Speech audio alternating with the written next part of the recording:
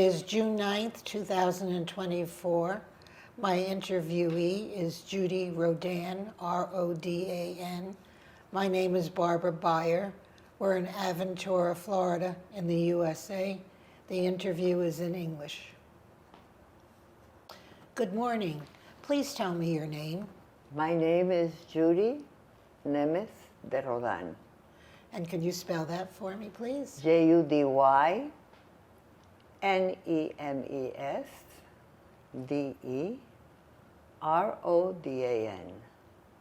And what was your name at birth? Judith Lebovich. And can you spell that, please?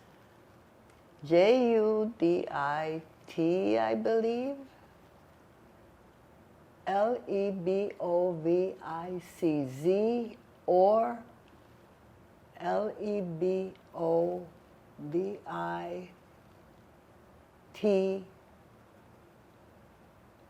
as best as I can recall. And what other names did you have besides Judy? During the war, I was given false identity, and my name was Haidu Katalin, a Christian name instead of my Jewish name. And can you spell that, please? I believe it would go like this because I was only 6 years old. So it would be Haydu for Haidu, and Katalin would be Kataly or IN. What did your mother and your father call you? Judica. And what is your date of birth? May 1st, 1938. Which makes you how old today? 86. Going back to your early childhood, where were you born? In Berehovo, Czechoslovakia. And can you describe what that was like, what the area was like? My recollection is very, very simple because I was 6 years old when I left. I remember our house. I remember the factory right in front of our house, a barrel factory. And I remember distinctly my grandmother's house on the other side of the factory. I remember parks. I remember going to a school. I remember the walks with my mother, practically with my mother and brother, because my father was no longer with us. He was drafted into the Czechoslovakian army in 1942. So my recollection of him was only his love and caresses and his strange words. He tried to teach my brother and I these words that later on I understood they were French, which we did not speak in the home, but he was a graduate of La Sorbonne in Paris, and he came home after 7 years speaking in French. Simple words, which helped me out later on. You just mentioned that you remember your home, you remember the factory, and you remember your grandmother's home. Can you describe them for me? Our home, as I remember, was small, much smaller than my grandmother's, but I had my own room. And my little brother had his own room.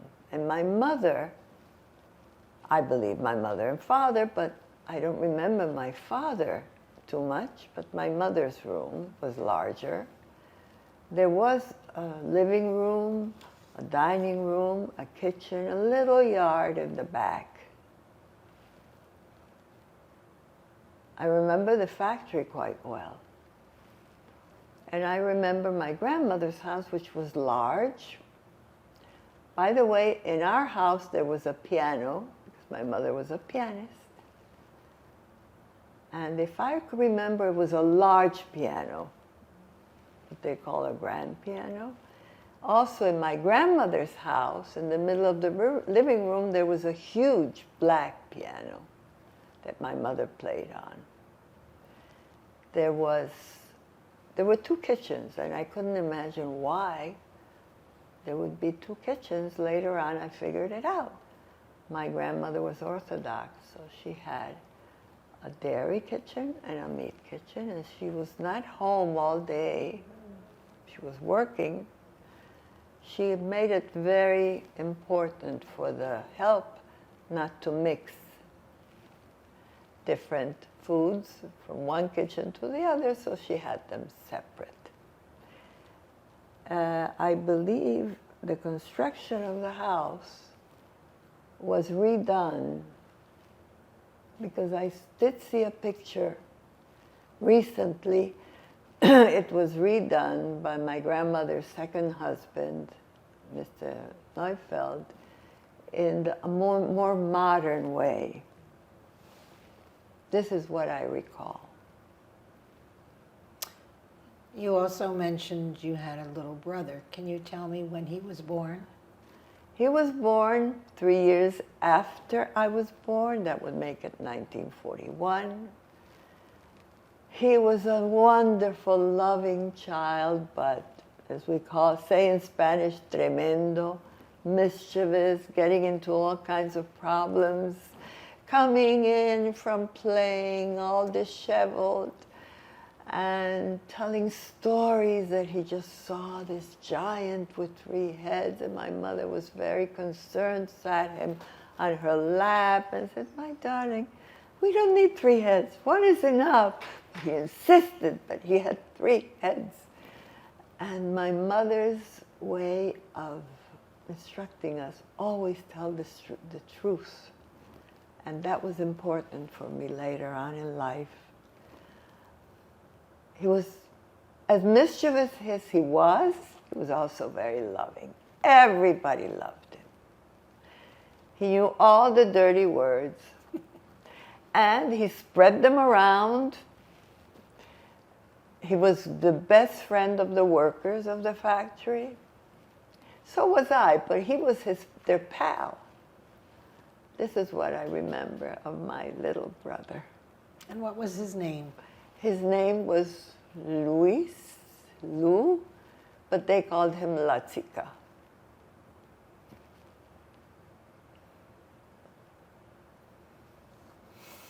And tell me now about your mother. What was her name?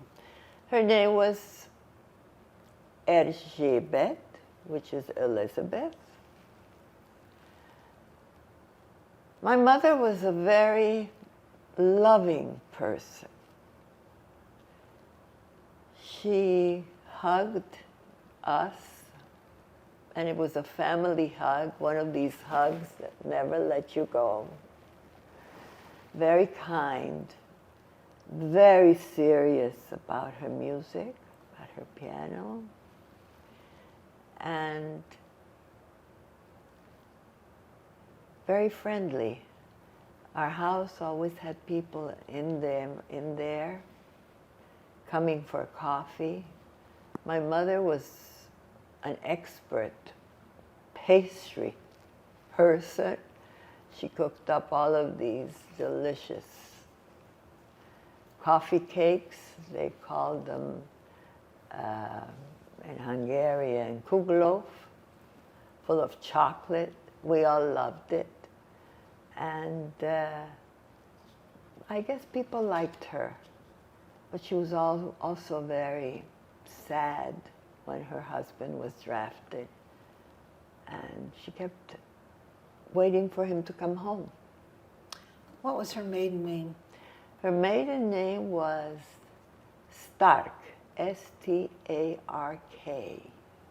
And where was she born? She was born in Berehovo. And Mr. Stark she lost her father at a very young age because he was drafted into the army. And the story was that he died in the Spanish flu while in the army. This was my grandmother's first husband. And what was his name? His name was Adolf Stark. And your grandmother's name was? Berta Reisman. Her maiden name was Reisman.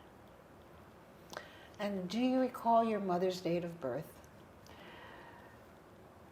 I just saw the document that we recently recovered. She was born in 1912, I believe. And your father, where was he born?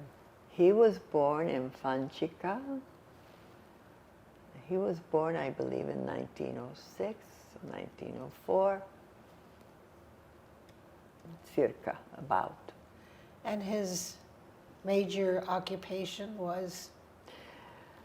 My father was sent away to study in La Sorbonne in Paris, agronomy engineering, because his parents had land and their custom was that they had 7 siblings, that as soon as they would graduate, they would receive a piece of land and a home on the land to work the land. So his main occupation was land, production land. What language did you speak at home? The languages at home were Hungarian, Czech, I believe. The young people spoke Czech, but my grandmother spoke Hungarian. However, later on in life, I forgot both languages. You started to tell me about the factory.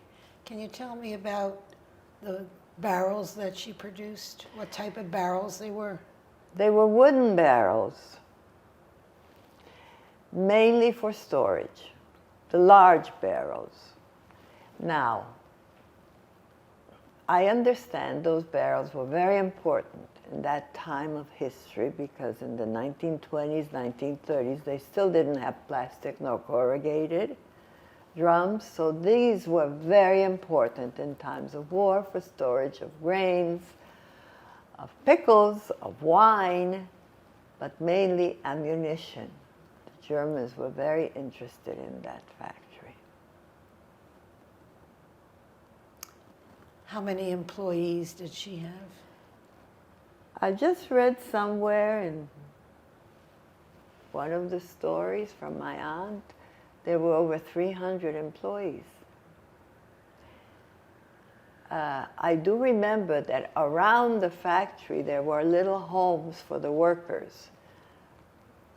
I don't know how many workers stayed on the premises, lived on the premises, but many of them did, and they had their children there, so they had like a little school for them. And these kids were our friends, my brothers and my friends. So we had a full life there. And what type of people did she employ? Let's put it that way. I believe they were from the area. They were kind to us. Jewish and non-Jewish? Well, the workers, I believe, were not Jewish. In fact, the foreman, Mr. Varias, whom I remember quite distinctly, was a Hungarian, not Jewish. Very kind. He played with us after work with my brother and I, and he carried my little brother on his shoulder. He was a very kind man. How do you spell his last name? I believe it's Varjas,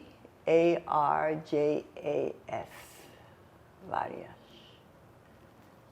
And Mrs. Varias later on became a very important part of my life. What relatives do you recall other than your grandmother that lived near you? I recall my grandmother's brother, Stephen, or Peter as they called him.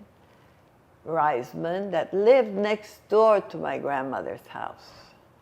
And his wife, Margit, I remember them quite well. And they had 3 children, 3 boys. And this brother was also a partner in the barrel factory. And very interesting how they got to that. Because my grandmother was only 24 years old when she first received 50% of that barrel factory as an inheritance from an older brother, Eugene Jenner, that died in the Spanish flu.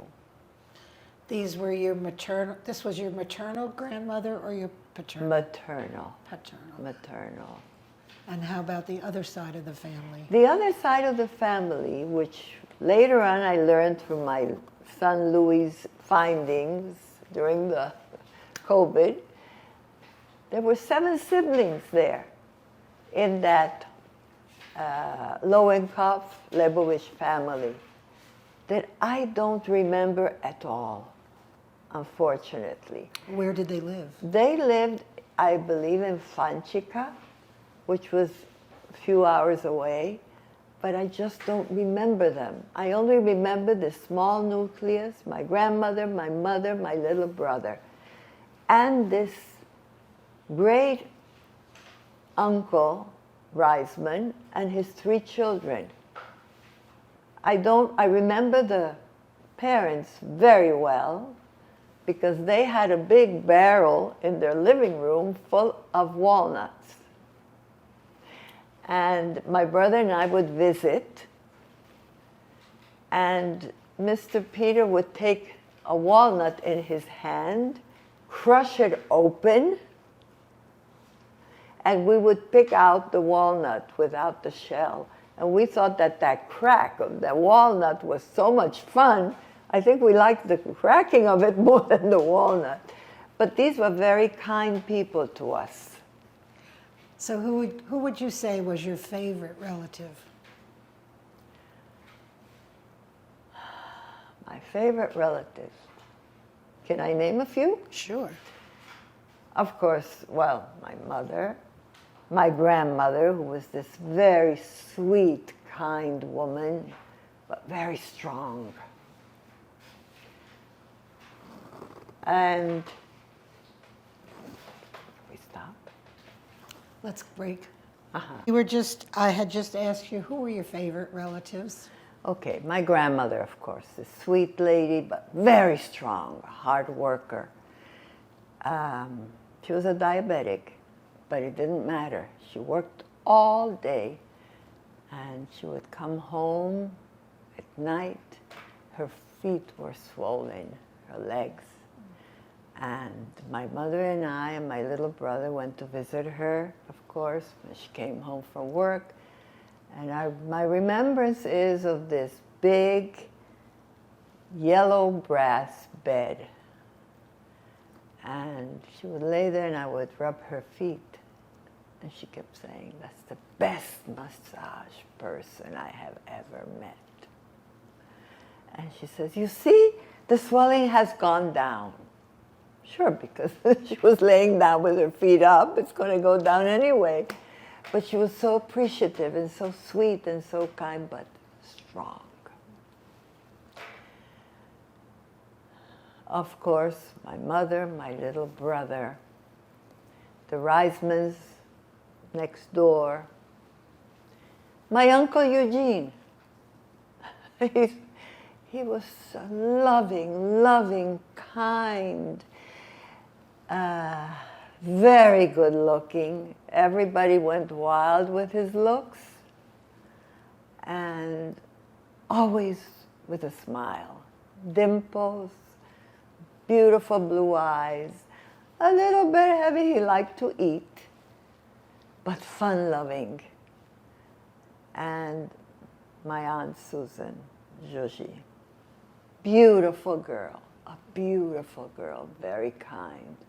who also, these two people became very important in my life later on because they survived. Were they both married? Only after the war. These were young. They were teenagers. My remembrance of them as teenagers. In fact, that picture of Eugene with my grandmother, he was only 15 years old, but he was fully developed already. And he already had a girlfriend. So these were my favorite people. Other than your family that lived nearby, who were your neighbors that you recall? I don't remember their neighbors. I remember people, but not distinctly. Only people. What Jewish neighbors did you have? I don't Let's know. put it a different way. What Gentile neighbors did you have? There was a maid. Her name was Etty. I believe she was a Gentile. But I had no recollection who was Jewish and who was not. It was not an important topic in our lives. I did find out through history books that Berehovo, that city at that time that I was alive, had about 20,000 people population, out of which about half were Jewish. What did you know about Judaism? Shabbat. Tell me about Shabbat. Not much. There was a dinner. My mother lit candles. My grandmother, I know, was very Orthodox. I mean, very Orthodox. Her best advisors were the rabbis. I heard her say, I'm going to Rabbi so-and-so. My mother, I don't think she was that religious. And my father, probably not. His 7 years away from home, I guess, did that. But they were Jewish, not Orthodox, but Jewish. When were they married? I believe it was 1934. I should look up the documents. And he was gone from what year to what year? I don't have those years present. There is documentation, I believe, but I'm not too clear on that. So then, when was he in your life? You were how old when he was in your life? Well, he was in my life from 1938, date of birth, until 1942. 4 years. That was it. How would you describe your economic status, your family's economic status? I didn't know too much about economy. Looking back, I believe my brother and I were spoiled children. We had toys. I had dolls. My brother proceeded to take the head off to see what was in it. And he had his toys, mostly wooden. We didn't have electric toys.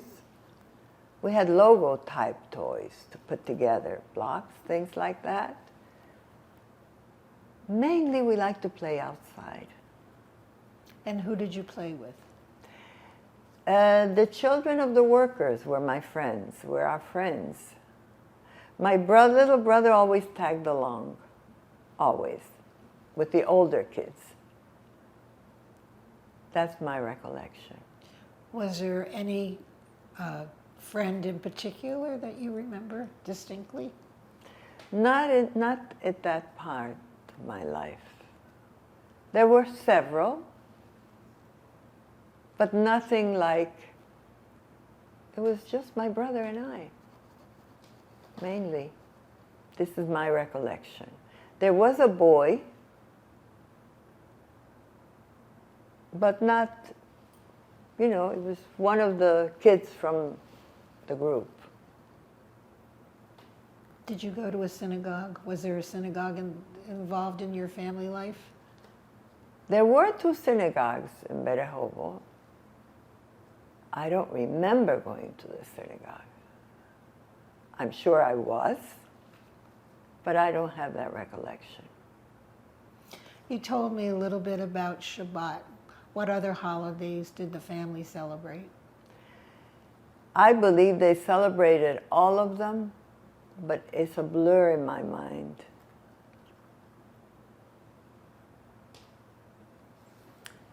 Were there any special preparations made for Shabbat or any other holiday that you remember distinctly? I remember my mother saying at certain times, maybe your daddy will come home tonight. Maybe he'll come home tonight. And we were all expecting him. So if you can't recall any special preparations, was there any special food that you liked? Yes, I like to eat at the worker's house. And what did you eat? Stuffed cabbage. We liked their food, my brother and I. Probably it was because it had pork and grease stuff that my mother wouldn't do. And I do remember my mother complaining because the doctor would come to the house. And she said to the doctor, my children won't eat properly the food I prepare. And he looked at us, and I remember him saying, they look all right to me. Sure, because we had that delicious food out there, and we didn't like the food that was served later. My mom was pretty upset about that. So she invited sometimes those other kids to eat in our house. So we were like very good friends. So you all got along very well then? Absolutely. I had no inkling of who's Jewish and who's not. That was not present in my education up to the age of 6 at all. They're all the same. We are all the same. This was my mother saying, everybody is the same. You just mentioned the word education. Can you tell me about school? I did go to a school that I loved to go, and I had books. My grandmother bought me books with elephants, and that was my favorite. My favorite people were elephants, and the more the merrier. Unfortunately, when I left home, I did not take my books. I never saw those either. But I recall it very vividly. What was your favorite subject? I don't remember if it was a subject. 6 years old in Europe was reading, starting to read, write. But I can't tell which was my favorite subject. I liked history, storytelling. Was there a favorite teacher? There was a favorite woman. I don't remember her name. It was very kind. And the children in your class? They were mostly from the group of the barrel group.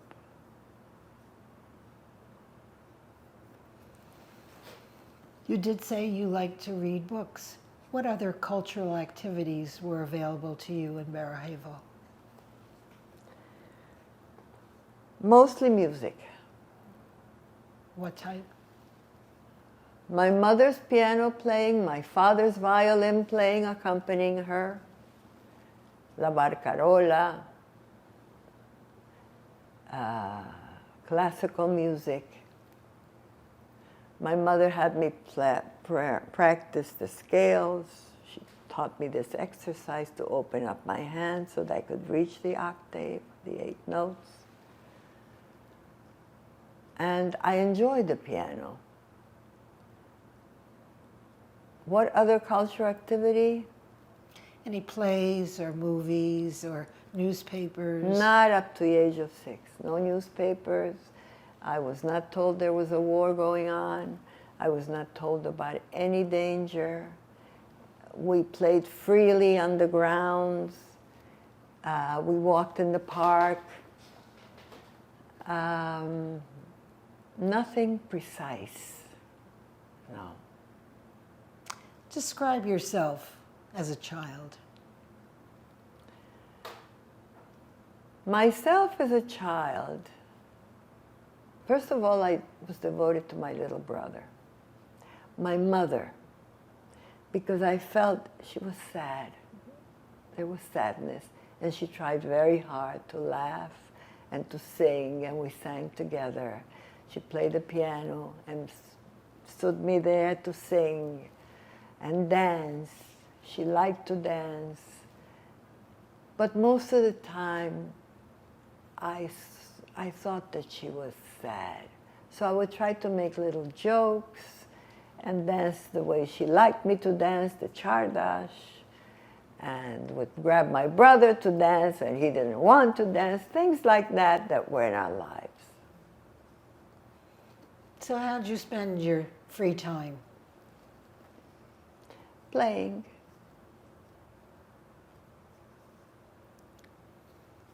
What did you know about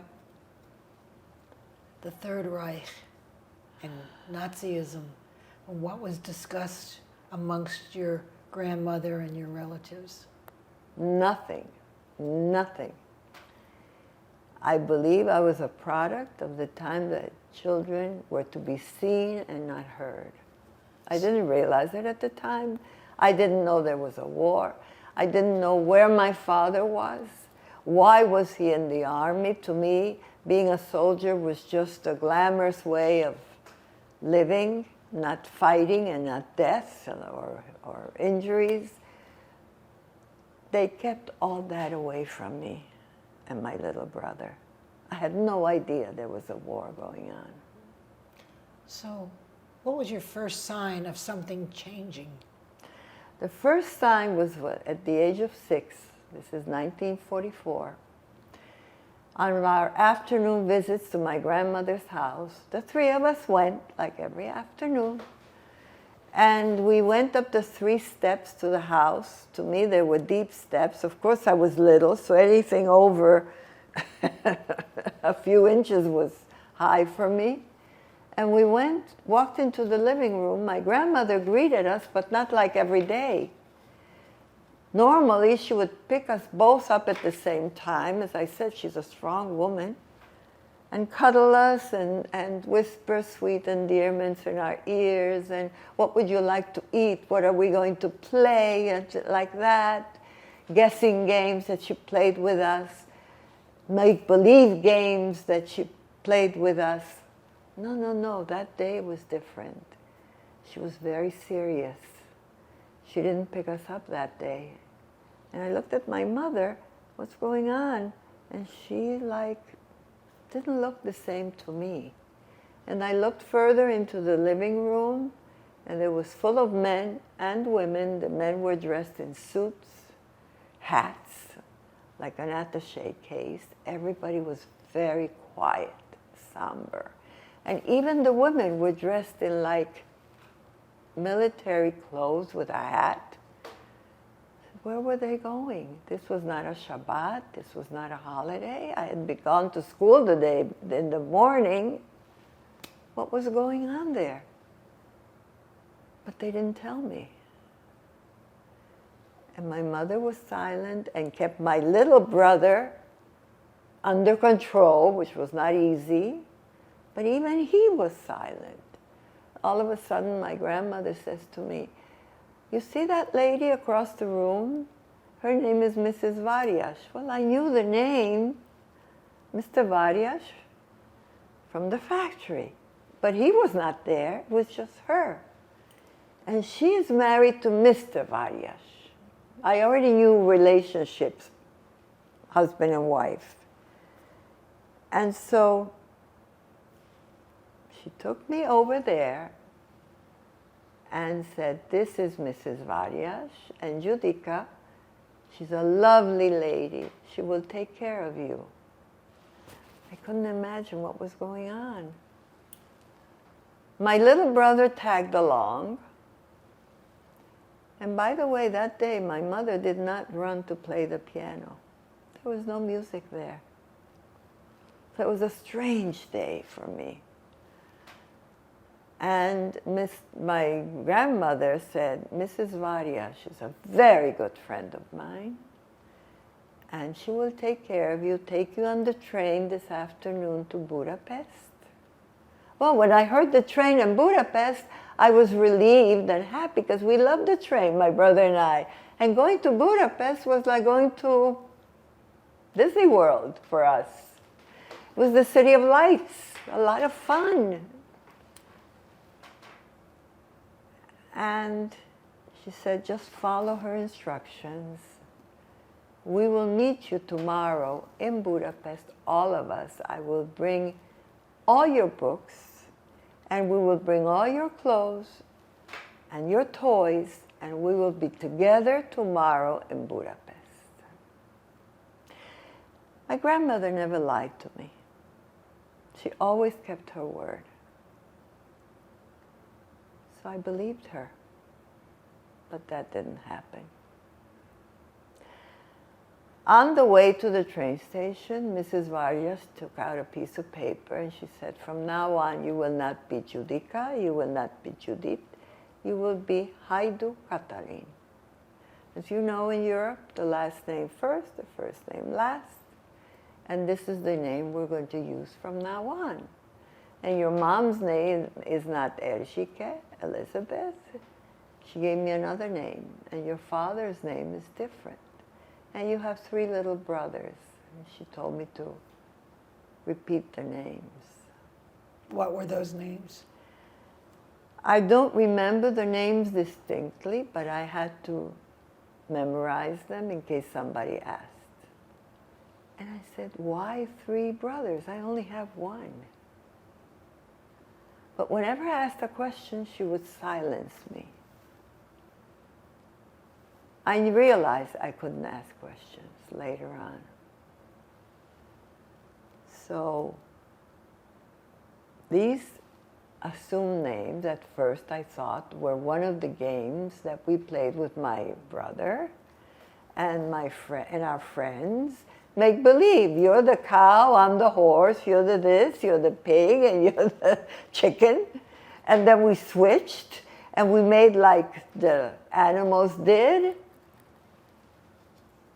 But this stayed on. This was not a game. So I went through with that identity from the age of 6 to the age of 9 or 10, if I remember correctly. Where were you during those years? Okay, after the train ride to Budapest, by the way, my little brother wanted to go as well. And he kept on pulling on my grandmother's skirt. He wants to go. And she said to him, you will come with us tomorrow. He was very angry at me. His face was just not his usual laughing and beautiful, smiley face. He was angry that he didn't go. That face is still in my memory. On the train, Mrs. Varias hid me. She said, put your head on my lap, and she covered me with a coat or a jacket. I don't know what it was. When the gendarme came for the ticket, she said, oh, he said, what's that? And she said, it's a little child that was sick all night with fever. I'm trying to make her sleep. I was saying to myself, this woman keeps lying to me. I don't have 3 brothers. Now she says I'm sick. I'm not sick. But I kept quiet. When we arrived to Budapest, it was not the Budapest I recalled at all. No lights, no streetcars going back and forth, no fun, no music like I remembered. Very few people on the streets, hurriedly, walking hurriedly. And strange, very strange. And I did realize that everybody had like a yellow thing on their sleeves. I didn't know what that was because I had not seen that in Berehovo. I realized later on it was the Juden Jewish star. Mrs. Vargas was kind, but very restrained, I thought. She was very kind and loving to me in Berehovo, but then all of a sudden, she was like repressed. But everything was so strange. So she took me down to a basement, I believe, or a bomb shelter. I don't know what it was. It was dark and cold. And when we first entered, there was nobody there. But then people kept coming in. And she told me, lay down, you must be tired. So lay down. It was pitch dark. And lay down, for me, laying down was a bed. But no, on the straw. There was straw on the floor. So I laid down, she covered me, and she says, I will come right down with some hot food for you. And she did. People had started to come in. I had been told by her before she left, don't talk to anybody. And if they ask for your name, it's Haidu Katalin. And don't say anything else. I had even had to memorize a different place where I came from and a different address. It was a lot to remember. I was nervous about it. What was that address? It was entirely different from ours. I don't remember it now. I didn't use it that much because it was just a name. All of a sudden it became just a name, whether it was Christian sounding or Jewish sounding. This I didn't realize at that time. I realized it later. Was there any fear in you at that time? I didn't know what fear was. You see, we had a very comfortable life at home, very much estranged from reality. I didn't see a newspaper there. Radio? Yes, there was a radio, but soon it disappeared. I didn't understand why. Where's the radio? Nobody told me.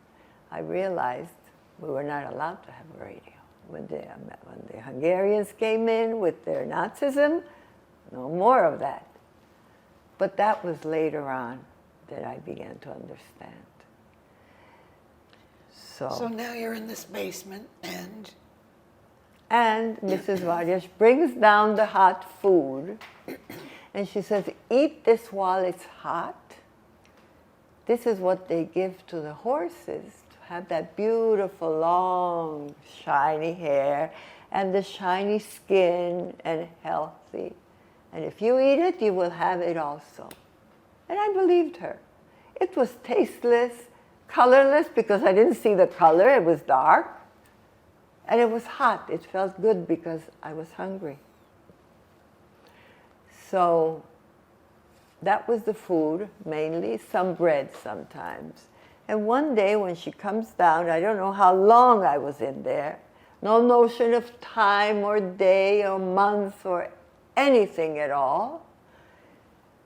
But through my recollection, it was 1944.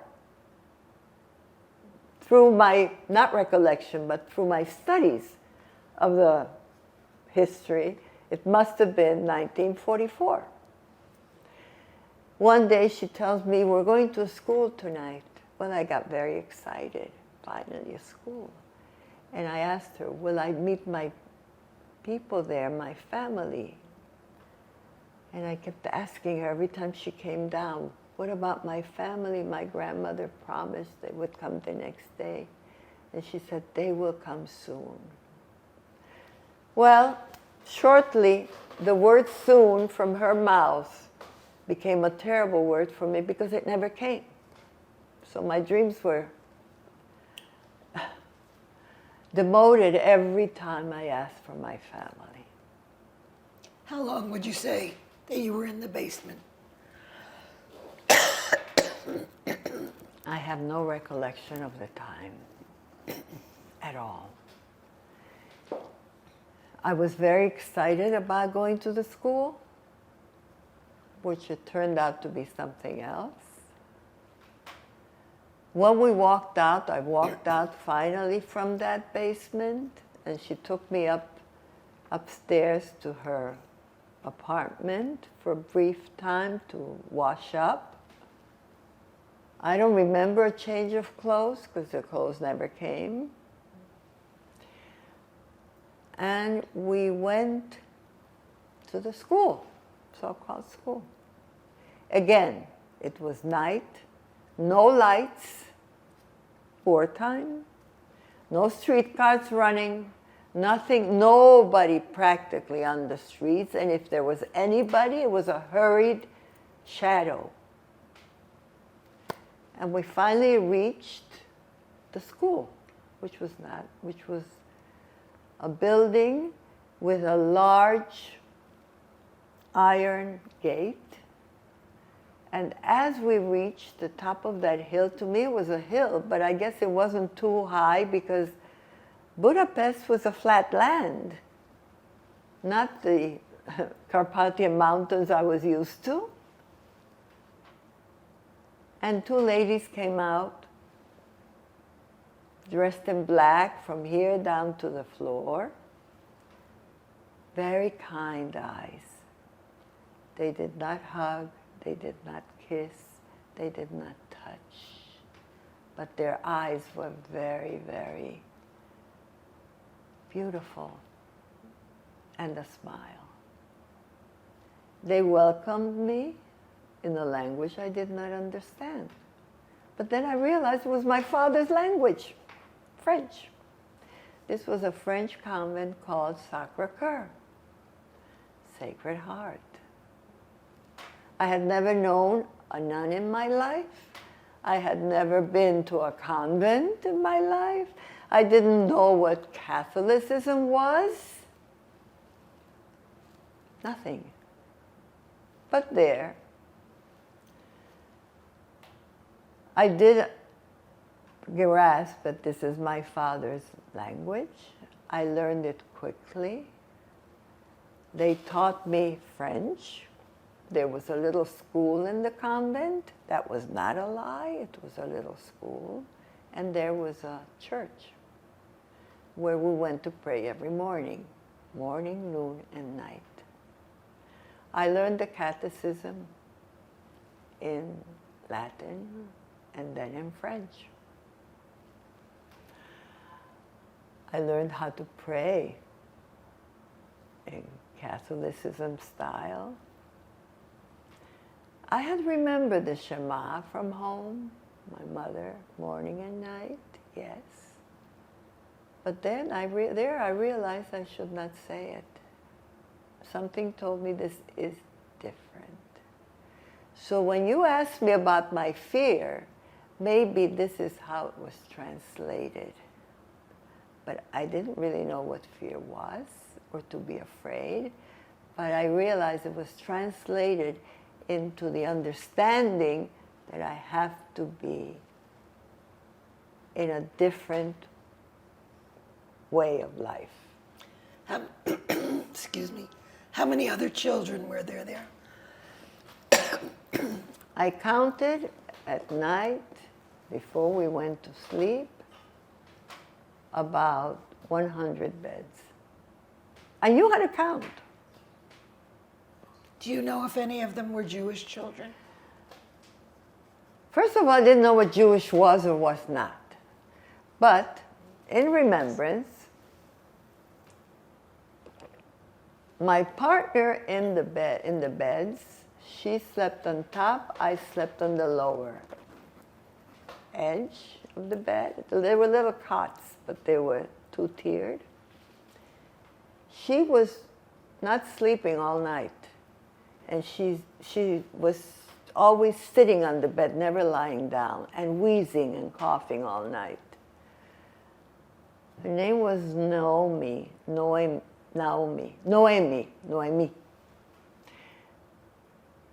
I believe, and she was like hard of breathing and not tight-fisted like me. She was like a little obese.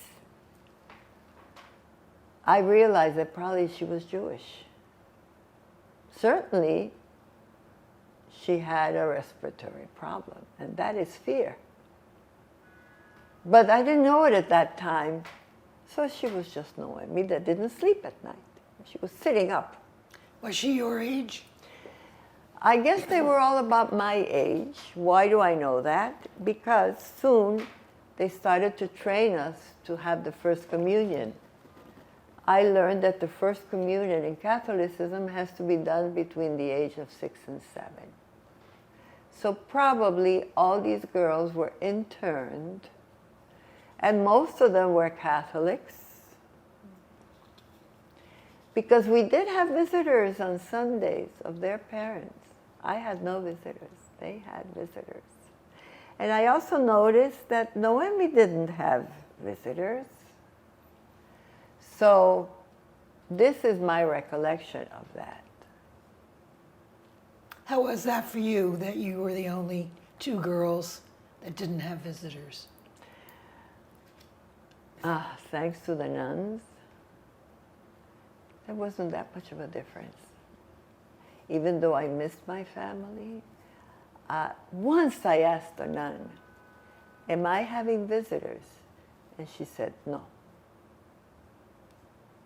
Rien. She said, rien. None. Who was your favorite nun at that time? I had two nuns that were always in back of me. I didn't know why. Maybe because they knew I was Jewish, they had to know. And maybe they were afraid that I would speak out. I don't know. But they were all very kind and real educators. We learned a lot, a lot. They taught me how to sing and dance on stage and recite poetry. So on Sundays, when the other girls had their visitors, their family, they kept me on stage all that time so that I wouldn't have anybody to visit with, be busy up there on stage, and not feel the difference. This was a gift from the nuns. And there were other instances that I realized that psychologically, with mind and body, they understood or not, I don't know, but they practiced it. They protected me by keeping me busy. Who was the Mother Superior? The Mother Superior was this tall woman, slim, not like the others, slim, beautiful smile, a strong woman. She was the chief educator. If we did anything wrong, punishment, we would go to her office and kneel on pebbles in the corner of the room and get a sermon from the Mother Superior about discipline. Discipline. That stayed with me all my life. Tell me about that. She spoke about doing things right or wrong. You know what's wrong, and you know what's right, and tell the truth. That didn't go very well with me at all because I knew I was lying about my name and my identity. But I also realized subconsciously that I couldn't say that. There was not too much intonation on telling the truth, but a lot of intonation on doing things right. That also was a gift to me, because I realized later on that she was protecting me. What was her name? Sor superior, the superior sister is what we called her, Sor superior. When we had to line up in front of the building, because we heard the sirens come up on the hill, this was inspection, and we had to line up all the girls, 2 or 3 lines, and blurt out our name when the soldier would pull out his stick. I believe it was just a stick and not a gun. I believe so, but I'm not sure. What kind of soldier was it? They came on these motorcycles that were 3-seaters. 2 seats on the side and 1 seat for the driver. They were in uniform, high boots. Frightening. A frightening air for me. I got cold. But the nun superior, the mother superior, appeared when we were lining up, and somehow she cornered me and put a piece of candy in my mouth. That piece of candy, well, during the war, you know, there was no sugar, no candy. But I remember the candies from home. That gave me a sugar rush. And when I was pointed by the soldier, I believe they were SS, I don't know. Maybe they were the Hungarians, I don't know. But I did hear a language that was neither the ones that I spoke, Hungarian. And there was not Hungarian, not Czech, not French, it was German. And because of that, somehow I have German language recollections. I don't know why. Automatic or whatever. With that sugar rush, I was at ease. And that night, I slept very well. The nights were not easy for me. Anyway, those were the nuns. When you said the nights weren't easy, why was that? First of all, Naomi coughing up all night, and if not coughing, wheezing. Second, my own feeling of being abandoned by my family, or maybe I abandoned them because I left. Why did I leave? I kept asking myself, why didn't I stay with them? Because I had no idea of what would happen to them. The next day, after I left, the very next day, my grandmother's house became the first ghetto of Berehovo. And a few days later, because it became small, the ghetto went to the brick factory. And from there, they were transported to Auschwitz. Who in your family was transported?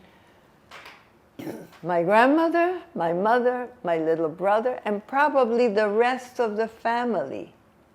The ones that my grandmother saved so knowledgeably were Eugene, her son, Joji, her son, my uncle and aunt, and me. We were the only 3 that were saved. But the rest of the family, all of them, were taken to Auschwitz. Approximately how many do you think perished in Auschwitz? I don't know about the rest of the family, how many they were, but I see pictures of a lot of people. They must be family. But I don't recall them. And practically all of my father's family, and all of my grandmother's distant family. So I don't have that number, but only 3 of us. I just want to go back to the convent for 1 minute. You said that the Mother Superior had rocks on the floor, pebbles. Pebbles. At any time were you subject? Oh, I was there all the time because I became a rebel. I did things that I knew were wrong, and she kept disciplining me about wrong things. One of them was at night when I couldn't sleep. Well, first of all, the uniform was black from here down to 3/4 below the knee, and then black socks to cover skin and black shoes. And a large apron that covered it all. God forbid we should get the uniform dirty. We had to wash that apron by hand at night and make sure it was dry in the morning. There were no dryers, and there was no sun to dry. So we would do irons that were fed with coal, all kinds of things. Anyway, but they gave us 2 accessories in the beginning. They gave me a red belt and a red grosgrain ribbon, and at the end was a small white cross. And the nun explained to me to take care of that cross because it is carved out of an elephant's tooth. Well, elephants were my friends, so this was my love. And finally, I had something color on me. My mother dressed me in pastels, never in black. In those times, you didn't do that for little girls. So when we misbehaved, in my case very often, because my pastime during the night was I couldn't sleep, so I crawled under everybody, all the girls' beds, and one or the other, I would hit the mattress with my hand to wake them up, have company to talk to. And of course, the nuns would come in, hear the raucous, and send me the next morning, like a prisoner, to the Mother Superior's office, which was a lovely office except for that corner. And I think they had that corner just for me. So with that first mischievous punishment, I had to don the cross. The cross for me was not a cross, it was the elephant's tooth. But then I learned about Jesus Christ, and he was my friend. There was also solace in that convent. It wasn't all bad. There was solace. And if we did something wrong the same week, which happened also, we had to don the belt. Well, it became very difficult for me to have both on at the same time. So I would be taken to Mother Superior's office. She would greet me, ask me what I did, and do I know that that was wrong? And then I had to kneel on those pebbles. I don't know for how long, but until she talked to me. And that really hurt. To this day, I feel the pain. Those were little sharp pebbles. Okay, that was the punishment. What else happened in the convent? The First Communion. They taught me how to do the First Communion. And that was very, very difficult for me because they gave us a piece of paper to write down our name on the right-hand side and the sins on the left-hand side. And we had to present that piece of paper to the priest on the day of communion in something called a confession box, which was located at the end of the church. The church was small, and this was like a small, dark wooden hut. I kept that piece of paper in my pocket for days and days because I didn't know what to write on it. My name? Which one? I was still conscious that I had another name. And to me, the second name was a lie. But if I write down my first name, that's the truth, but I'm not supposed to use it. I didn't know how perilous it was not to use it at that time. Because if I would divulge my real name, and people would find out, all the nuns and me would be shot on the street. That was the new decree of the Nazis. People could not harbor Jewish people, Jewish persons, especially children. I didn't know it at the time, but I felt a necessity to abide by the instructions of Mrs. Varias. So I didn't write my name on it. I also did not write my sins on it, because my first sin was a lie. Lying, well, I was taught the 10 Commandments. Do not lie, okay? So how could I present this to the priest whom they called him the man of God? And I respected him. I liked him because he gave sermons every Sunday, and they were beautifully done. He spoke of French. I understood most of it at that time. And he sounded very kind. Of course, we could not go near him. It was not allowed. We could not touch him. We could not speak to him directly. What was his name? He was the priest. He was the father, le père, but I don't remember a name for him. Le père, the father. But he was, yes? What did you know about these soldiers who were coming to check your names that were driving up to the convent? I knew nothing about them. You knew nothing about the But war? they felt fierce. Fierce. How often did they come? I don't remember how they came, but several times. Just the sirens, for me, were fierce. If I hear a siren today, well, they don't use the same musical that they used at that time. It was always a fearful moment. I did not understand who they were. Whether they were SS or the Hungarian Cross, I can't tell you. But certainly it was not a pleasant moment. And even the other girls stood at attention, very much at attention. That's my recollection.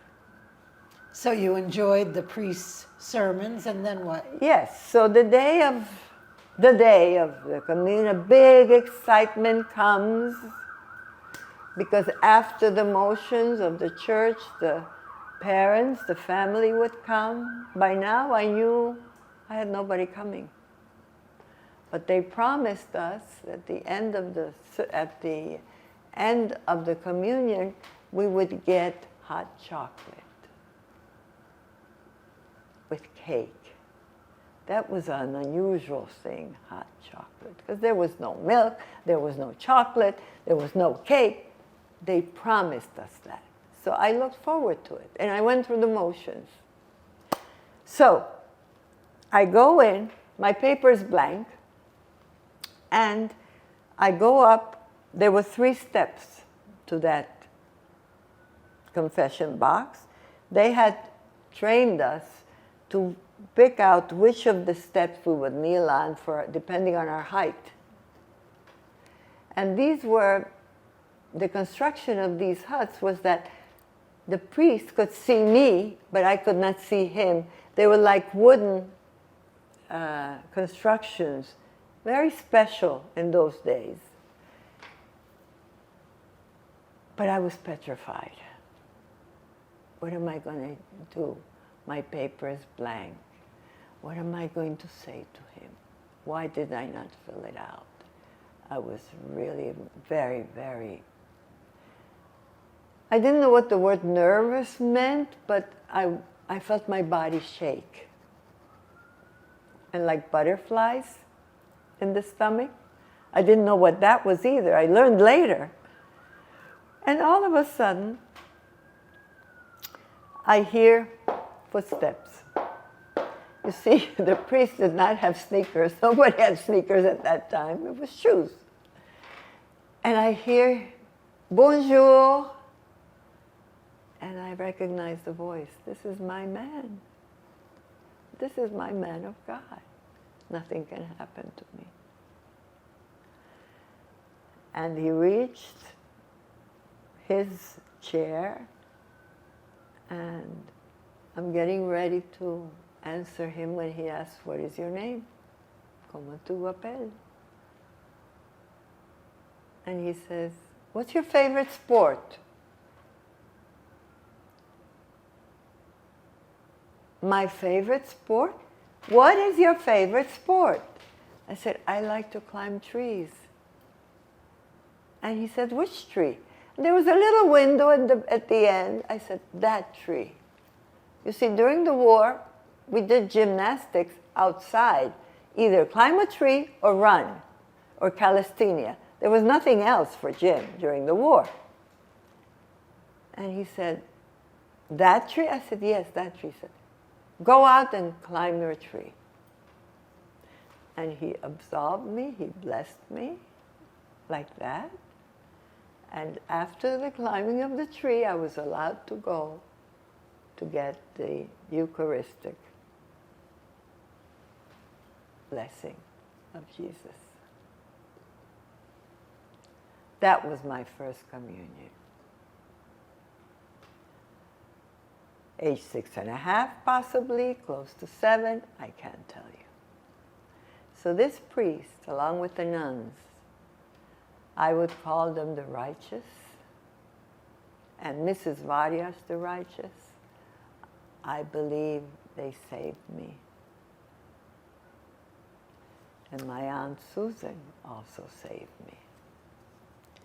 Has Mrs. Vayash ever been recognized at Yad Vashem?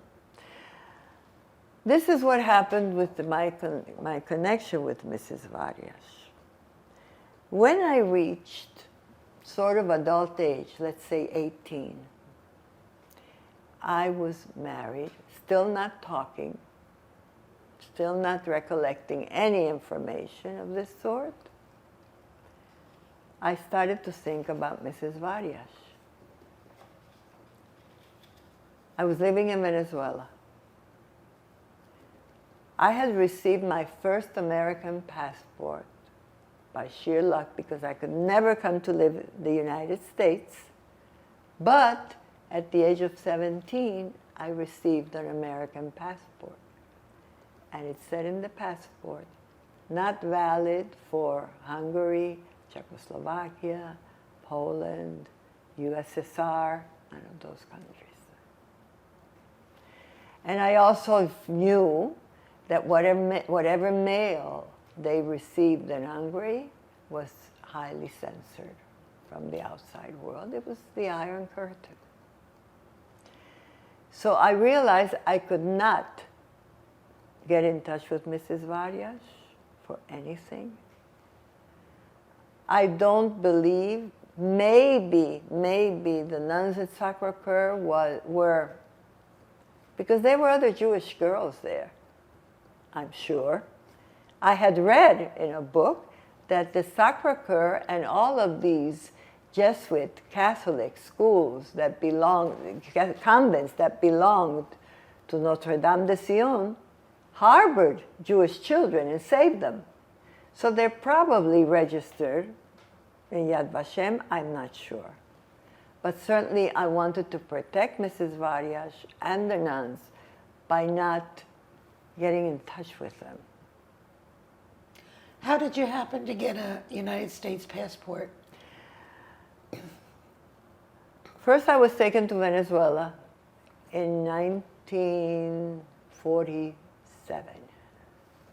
And what happened between 1944 and 1947? So this is what happened. My Aunt Susan was hiding, my Uncle Eugene was hiding, both in Budapest. My Aunt Susan was hiding with a Christian family that was friends with my grandmother. And when she saw that there was not enough food in the house, the war, and she still had a little ring, she decided to go down and see if she could get some bread or any food for the house, the apartment. And somebody must have squealed on her, because an SS officer or a Hungarian officer recognized her through description, and he said, "You are Zsuzsi Neufeld."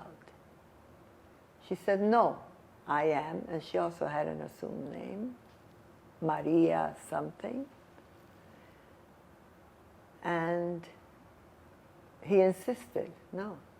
And where is Judith?" Apparently, they already knew that most of the family was gone in Auschwitz in 1944,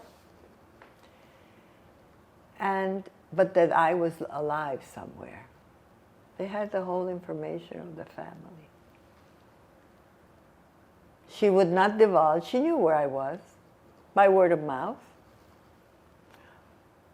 And they beat her on the street.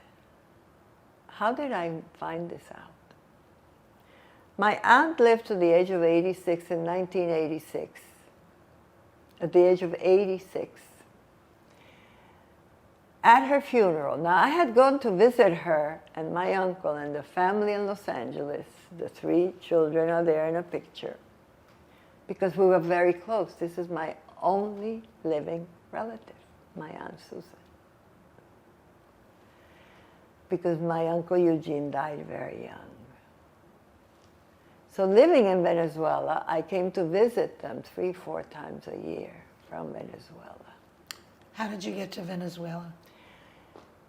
My Aunt Susan, first, after the beat up on the street, was taken, according to this man that tells me the story, at her funeral, 60 years later. She was beaten on the street because she would not tell. He took her, another man came to help the beating. She was hurt terribly on her legs.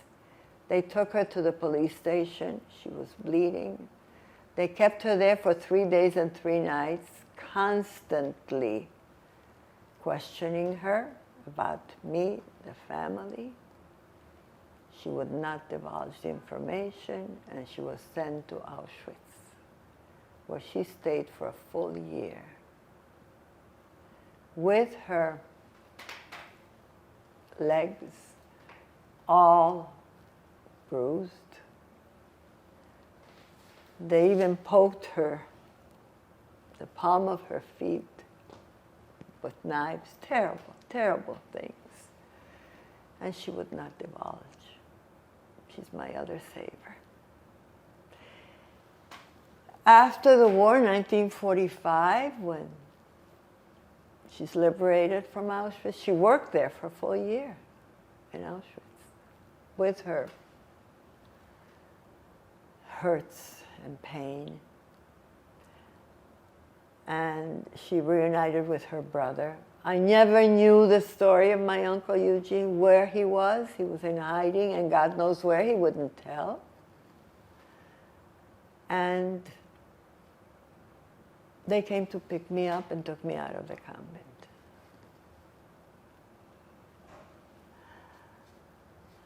One day, I don't know from the war, I don't know if it's at the end, one of the nuns says to me, "You have visitors outside. Come with me." Visitors? My family is here. Because I kept dreaming that they would show up. Except, I have to tell you about my mother's piano exercises. One day, in a free moment, because they kept us busy in that convent, one of the nuns saw me doing this exercise. She says, "You play the piano?" And I didn't answer. But she took me into a little room, there was a small piano in there, and put a book in front of me to practice the scales. And there I first cried, because the door was closed. I didn't realize the 2 nuns were standing outside. but it really came down on the piano. And then I became very afraid because I dirtied the piano. And we were trained to be very, very clean and neat. We were the ones that cleaned the convent, the nuns and the kids and the girls. And I got that apron dirty with all the snot that was on the piano. And then I was worried now I would be punished because I got dirty. But all of a sudden, I hear one of the nuns say to the other, "C'est tout mort." They are all dead. Somehow I realized, this is my people. They're not coming because they're dead. And to me, the word mort, which I didn't really fully understand, but it was a final thing. So this is why they didn't come. This is why they don't come. But Aunt Susie came. But later on, I have 2 visitors outside. I said, my people are here, but why only 2? I said to myself. So I ran out, and I don't know who these people are. I did not recognize them. My aunt was another person. Very slim, no hair, gaunt looking. Not the vibrant black eyes, and the beautiful black hair, and those gorgeous legs. And I looked at her legs, and what is this? My Uncle Eugene was always stout and beautiful dimples, blue eyes, and laughing and smiling. Had a different face. I didn't recognize him until my aunt hugs me with my family hug. It started speaking to me, Judica. Then I knew it was them. So my life becomes fuller than before. And 2 years later, I did not go to school at that time because I had no papers. My Aunt Susan married my Uncle Eugene's best friend, who was a police officer already in the new regime, a Hungarian Jewish man. I didn't know from Jewish or not Jewish, but then I realized he was. And he convinced my Aunt Susan to marry him because he's a good guy. And she did. But I guess there was not much love there, but he was a very nice man. Bandi was his name. And years later, in 1952, when I was living with a family member in Detroit, Michigan. Well, let's back up for a minute. How did you get to Venezuela? Okay. So my aunt marries, gets divorced, because she really loves Leslie. Leslie Goldschmidt, who became Leslie Ganda.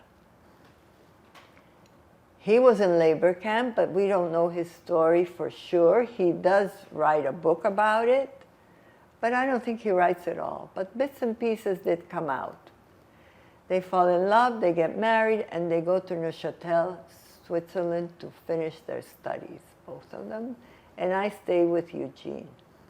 He hires a governess to teach me because I cannot go to school because I have no papers. And so Leslie finds out that they cannot go to the United States to emigrate. None of us. There's no quota. They cannot go anywhere in the world except Venezuela, Santo Domingo. At that time, there were the only 2 places. But you said you had a U.S. passport. No, that was later. Later. Much later. That was when I was 17. I'm still, after the war, 1945, 7 years old. So they decide to pick on Venezuela. And they buy the 2 visas, $50 each. I remember my uncle telling me. How did they get the $50? Because they had nothing left. The houses were taken over. The properties were taken over. No monies in the bank. In fact, money did not exist. The jewelry was gone. First, because my grandmother had to donate to the Germans for the war. And what she had left, she gave to Mrs. Varias for safekeeping of the family, to take care of my family if they needed. And Mrs. Varias knew the girlfriend of Eugene, a beautiful actress by the name of Ida. And Ida came to Mrs. Varias and said, I can free Eugene and Joji if you give me the jewels that Berta gave you, because I have a connection. So she gave it all. So by this time, nobody had anything. But they got some money together to go to Switzerland, to enroll in Neufchâtel University, to study there, and they were making cigarettes, which was not to be sold, only on the black market. And that's how they made their money, and they could buy the 2 visas. At that time, $50 was a lot of money. Okay. So they buy passage on a boat. I don't know how, but my Aunt Susan says, I cannot leave Europe, and she starts crying to her new husband. They had been married for 3 weeks. That I cannot leave Europe without Judy. Eugene is a bachelor. He cannot take care of her. She needs to be with me. And he said, okay. When he was 98 years old, he told all his friends, you see that woman? 3 weeks after I married, I found out I had a beautiful 7-year-old little girl. That's her. So they put me on a train from Budapest to Paris. That's where they were already, starting to leave. And there, no papers, nothing. I didn't want to leave Eugene. Eugene was this loving man. But I saw on the train, when I looked out the window, Eugene crying. Never saw him cry except that moment. And Mrs. Varias next to him with a big bunch of red roses. This was Eugene. For him, this was a departure to celebrate with red roses. That's the kind of man he was. And she also didn't look very happy. Farewell. That was the last time I saw Mrs. Varias. I had not seen her in my time in the convent at all, nor after that. But that day I did.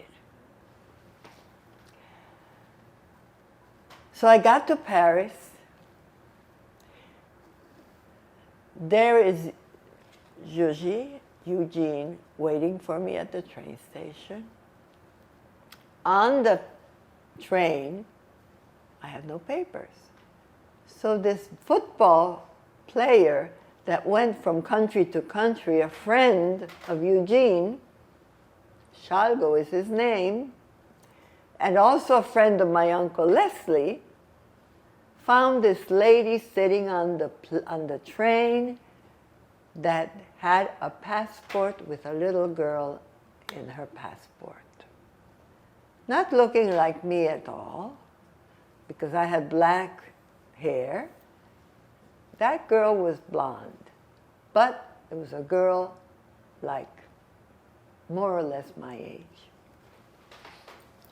So he makes a deal with this lady that when the gendarme comes for the ticket, here's the ticket for you, because she hadn't bought it yet. She doesn't pay for it because she's a child, but you tell her she's your child, she's on your passport. Cover her so they don't see the difference. And this is how I got to Paris. I found that woman in Caracas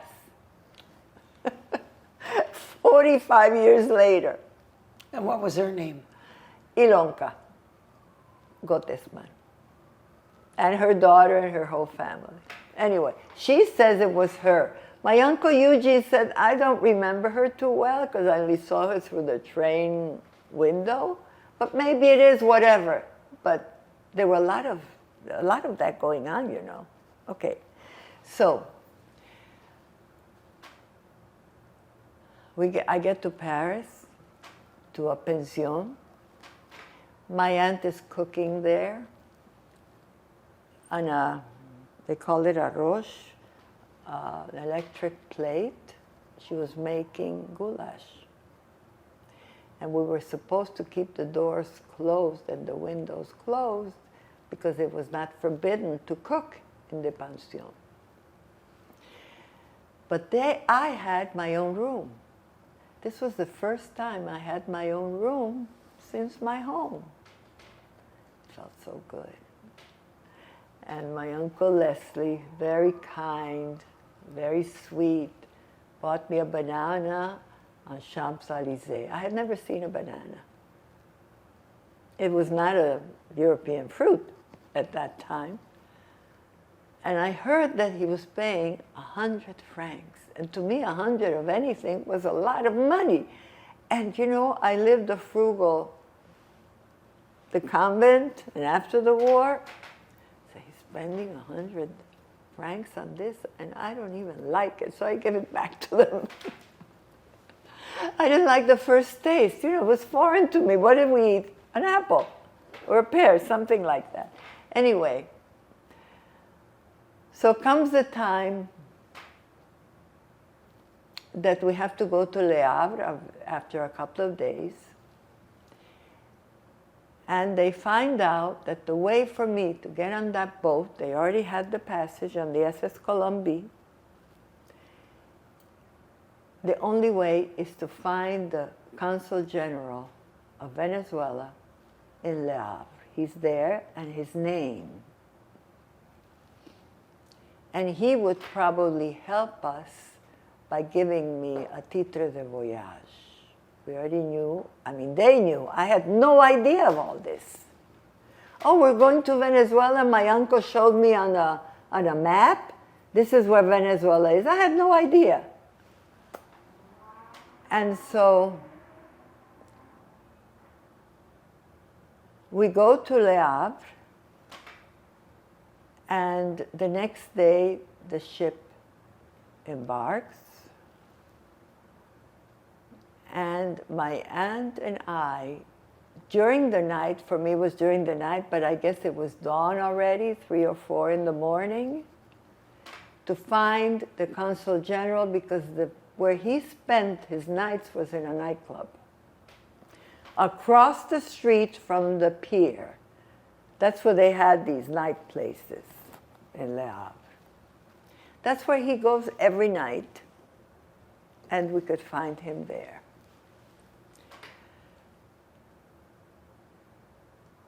We went to this place. I didn't know what a nightclub was. It was dark. It was dirty smelling. People were, I didn't know what drinking was. I didn't know what these women were. I didn't know what anything about that, but they took us to a back room. And they said, wait, the Consul General will be here in a moment.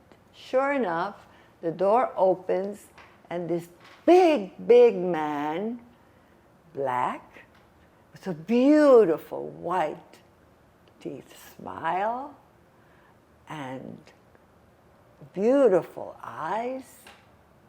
I had never seen a black person in my life. It was like a picture. Very kind and talking very nicely, perfect French. By this time, my aunt speaks French, and of course, so do I, but he's talking to my aunt. and what can I do for you? And she tells the story. She's an orphan from the war, and we have to go to Venezuela. My husband and I already have a visa, but we need a visa for her and the titre de voyage. She doesn't have documents because she was estranged from her family. They don't exist. Which they probably didn't, because these people that took over the houses got rid of everything that they didn't want. So he said, okay. Well, he didn't say okay. He said, c'est bon, très bon. He opens the door and mentions two guys come in, gives them instructions to go to his office. On my desk, in the right-hand corner, you find the stamps, you find the seal, you find the papers. You bring them over to me immediately. Here's the key to my car. Go get them. We're in a hurry. And he starts talking to my aunt. And I'm listening, and I said, what is this? But I'm enthralled by the looks of this man and his smile and his kindness. His name I could never forget. Angel Corao. Angel. Angel. Later on in Venezuela, I saw this family Corao. They were a family of lawyers, dignitaries, ambassadors, consuls, very educated, good people. I wanted to look him up, but somehow, you know, life was not easy after the war, so I let it go. But anytime I saw him in the papers or anywhere, I felt very close to him, Angel Corao. So all the paraphernalia comes in with these two guys. He starts writing and stamping and takes my finger, puts it in the inkwell, a bottle of black ink, and puts it on the papers. And then he's worried that I have a stain. He tries to clean it off. It won't go off. And he's done with the papers. He folds them because they were longer than a regular size, I guess documentary size. He folds it up and gives it to my aunt. And she falls off the chair. And I don't know what's happening. He picks her up like a doll, signals for the guys to come in, get my car, we're going to the hospital. Quick. We go to this hospital. I saw emergency, a sign, by now I'm reading. And they did something to her, I don't know what. They revived her because she was not talking, her eyes were closed. And I didn't understand what it was. What was it? She fainted. I guess she fainted because she fell off, she slipped off the chair. And she wasn't talking. And I kept shaking her, talk to me, talk to me. What's happening? And then all of a sudden, I stayed sort of at the door. All of a sudden, I see her walking out, and he's holding on to her, you know, with the arm, and he puts us in his car and drives us to the pier. And I look up, and there on the ship are two men smiling. One is a man dressed in white. Later I realized he was a captain. And the other is my Uncle Leslie. We called him Latzi, smiling. But the boat is moving.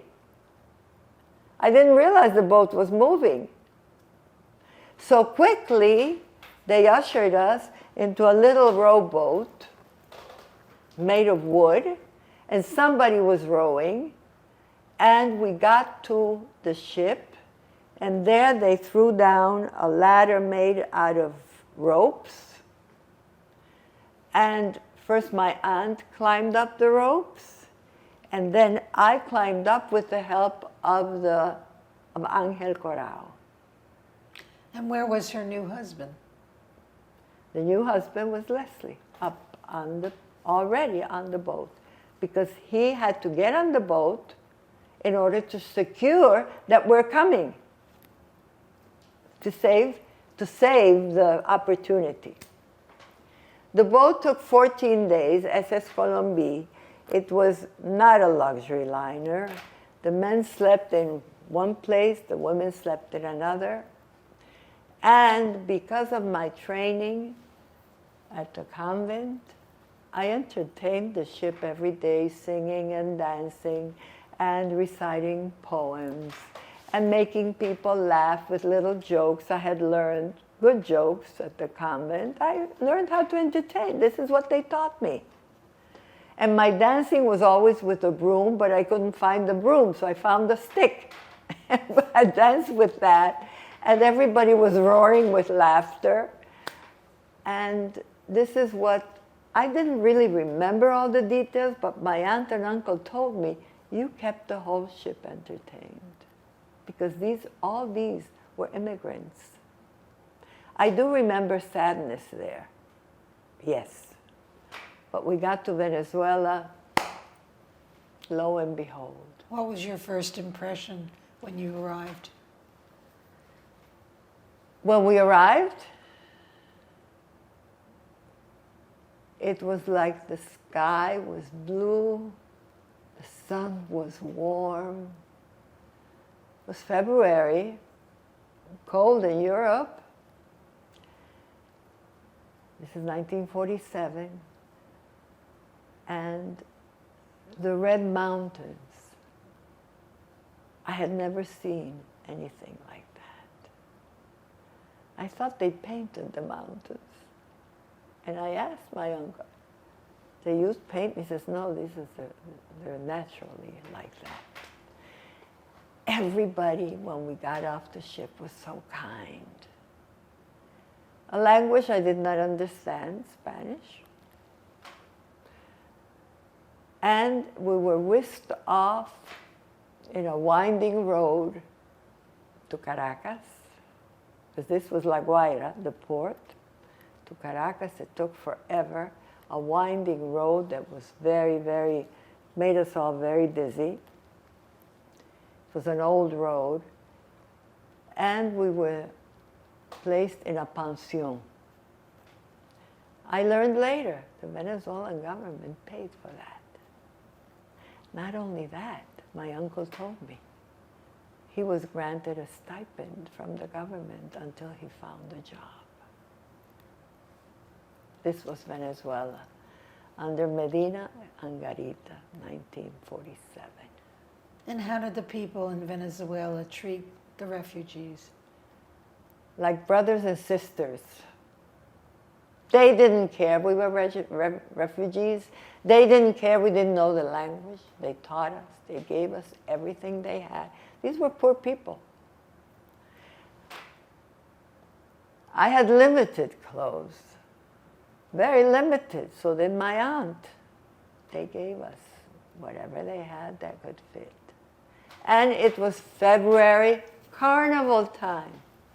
So I walked out of the pension in the morning, and there's music on the street, a band, and kids singing and dancing and dressed up in costumes, carnival. And then the big trucks came with young people dressed in disguises, throwing candies to the street. Well, this is the land of heaven. So, I am 9 years old, and this is my land of heaven. Questions? And then you started education while you were there? Okay, so there's a legal thing. My uncle has to go to the interior because his visa says agronomy engineering, so he has to go to the interior to work. That's how he got his visa. His wife, of course, with him. I could have also gone, but there was no school in El Tigre where they were to be stationed. No school whatsoever. So I had to be left behind. And how was that for you, to be abandoned again? Well, I'm getting used to it.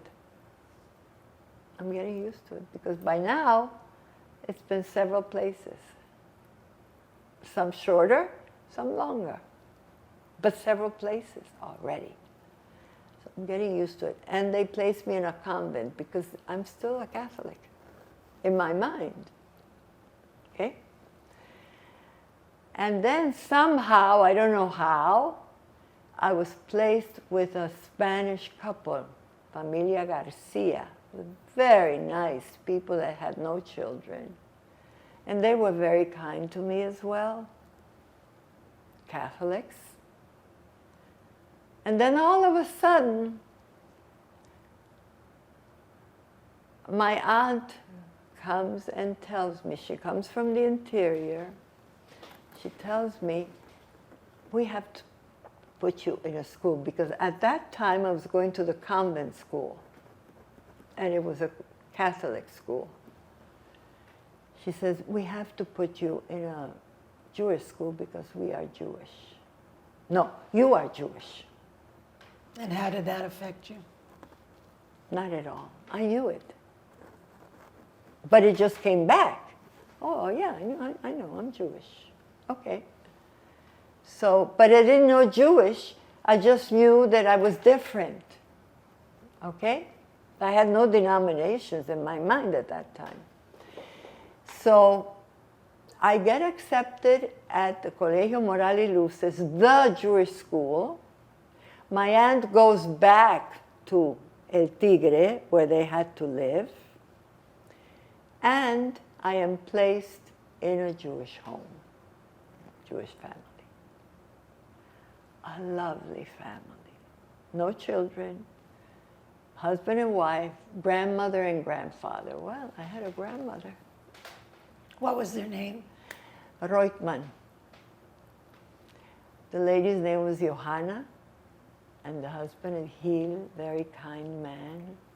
And the Bobe, the grandmother, was very sweet and kind, and she took me to the kitchen to teach me how to cook.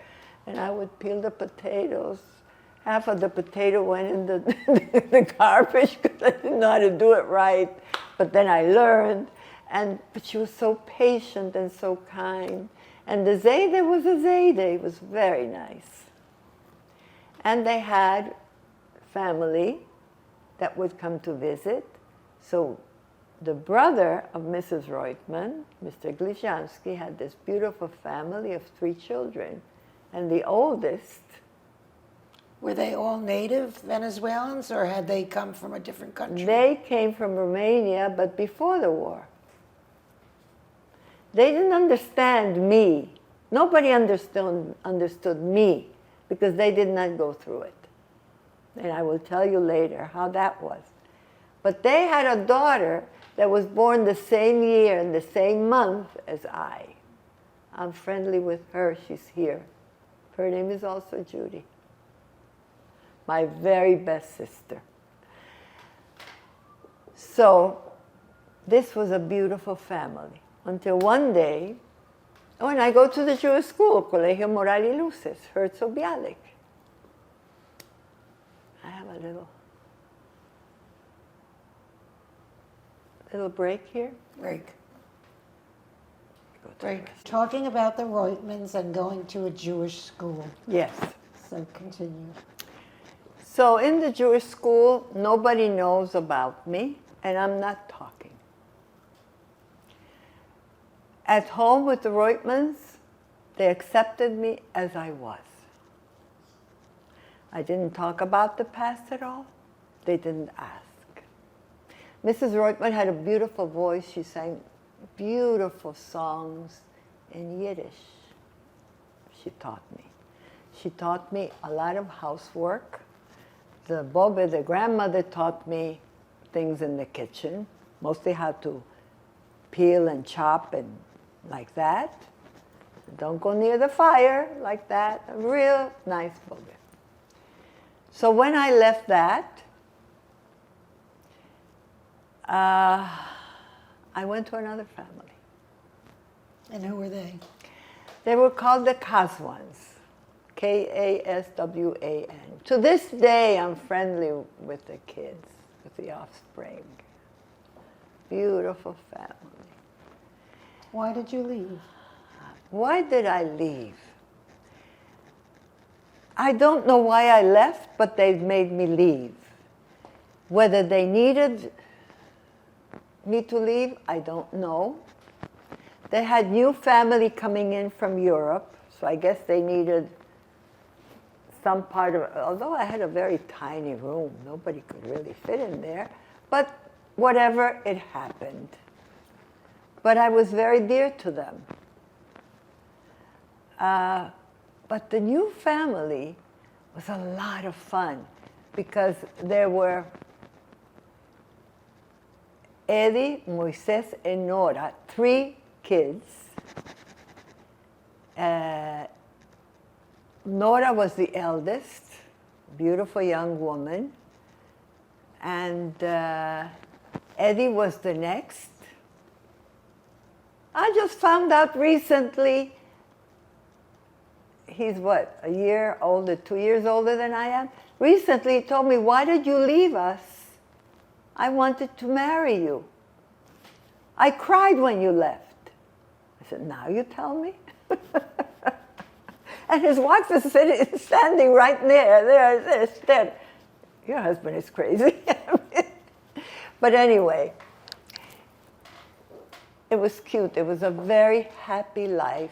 And then there was Moises, the youngest boy, who was full of life, even today. I just met him the other day as well. So all this was a happy house. But Mrs. Kaswan, Tia Rosa, as I called her, Aunt Rose, was a widow. And she had originally widowed with 4 children. 1 died. So she had these 3, all by herself, educating them and keeping up a household for them beautifully, and taking care of her old mother who was sick. So my job was, I slept in the Bobes, in the grandmother's room, to take care of her during the night. And we became very close. She was a very stern lady, always fighting with the children because they misbehaved. They said she's from the Austro-Hungarian, the German part. She was a real disciplinarian, but she had a closet. And that closet was a wooden closet at that time. It was like a wardrobe because they didn't have closets at that time, wardrobes. It was full of sweets. And I had the key. And Moises, the youngest one, always wanted me to deliver some sweets from there without the grandmother knowing about it. We had a game. So this was a very happy family. Nora got married. It was beautiful. And then all of a sudden, I was told that I had to go to the American Embassy to sign in for some registration visa. And I had to go to the doctor to have x-rays like that. I said, why? Because you are going to the United States. And what year was that? 1952. And what schooling did you have in Venezuela? It was called Colegio Moral y Luces, and the impression I got there was 1 year after, actually in 1948, May 14th, we were taken out of the classroom to the grounds, the front guards of the school, because we were going to hear the David Ben-Gurion speech in the parliament for Independence Day of the State of Israel. I first learned there was an Israel. And I first learned the Hatikva from my Uncle Leslie's brother, who survived, and they became very close to me, him and his wife, and he taught me the Hatikva in Hebrew. I had no idea. So I knew a little bit. But this man knew the Hatikva, but he said he was not Jewish. Because after the war, many people didn't want to be Jewish. My aunt and uncle also. And so, but they put me in the Jewish school. So, at that radio program, we heard David Ben-Gurion speak in Hebrew. I did not know Hebrew, but there was a teacher that was simultaneously translating his speech. It was a long speech. But at the end, he said, I want all the people that came from Europe to the New World to study hard, work hard, and live. I took that for myself. That's my real motto. And I taught it to my kids. So this was the Jewish school.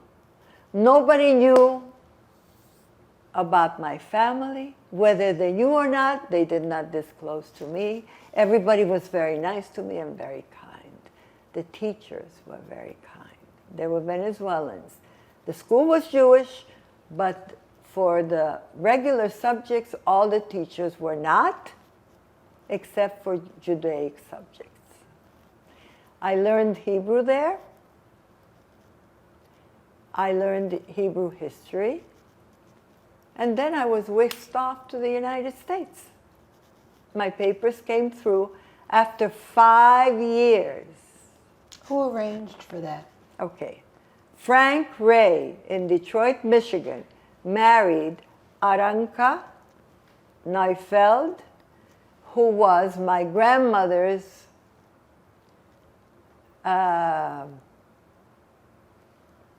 the daughter of my grandmother's second husband, Neufeld. And she raised her. She raised both his children because he died young. So there was this connection between my grandmother, my mother, and Aranka in Detroit, Michigan.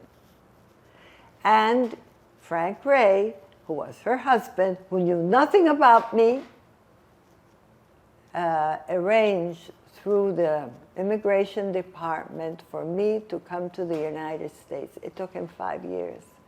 I have all the papers he submitted. He had to submit to the immigration department. And I was allowed to come into the United States. Eugene is in New York, but still single. He also had a story.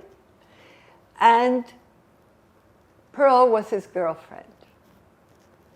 An American Brooklyn lady, a paralegal, who had never been out of the country, knew no other language except English, some Yiddish from the grandmother, but not like us, that we were, from all over, and not like Eugene either.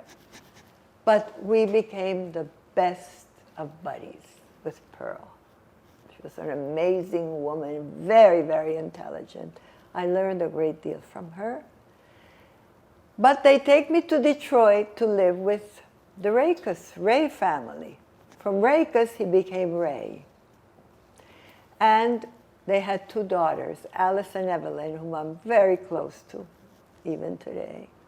What year did you arrive? And give me the date of your arrival. 1952. What month?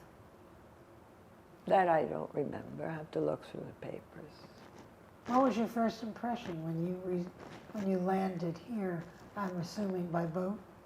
That was by plane. By plane. And who took me by plane? Who escorted me?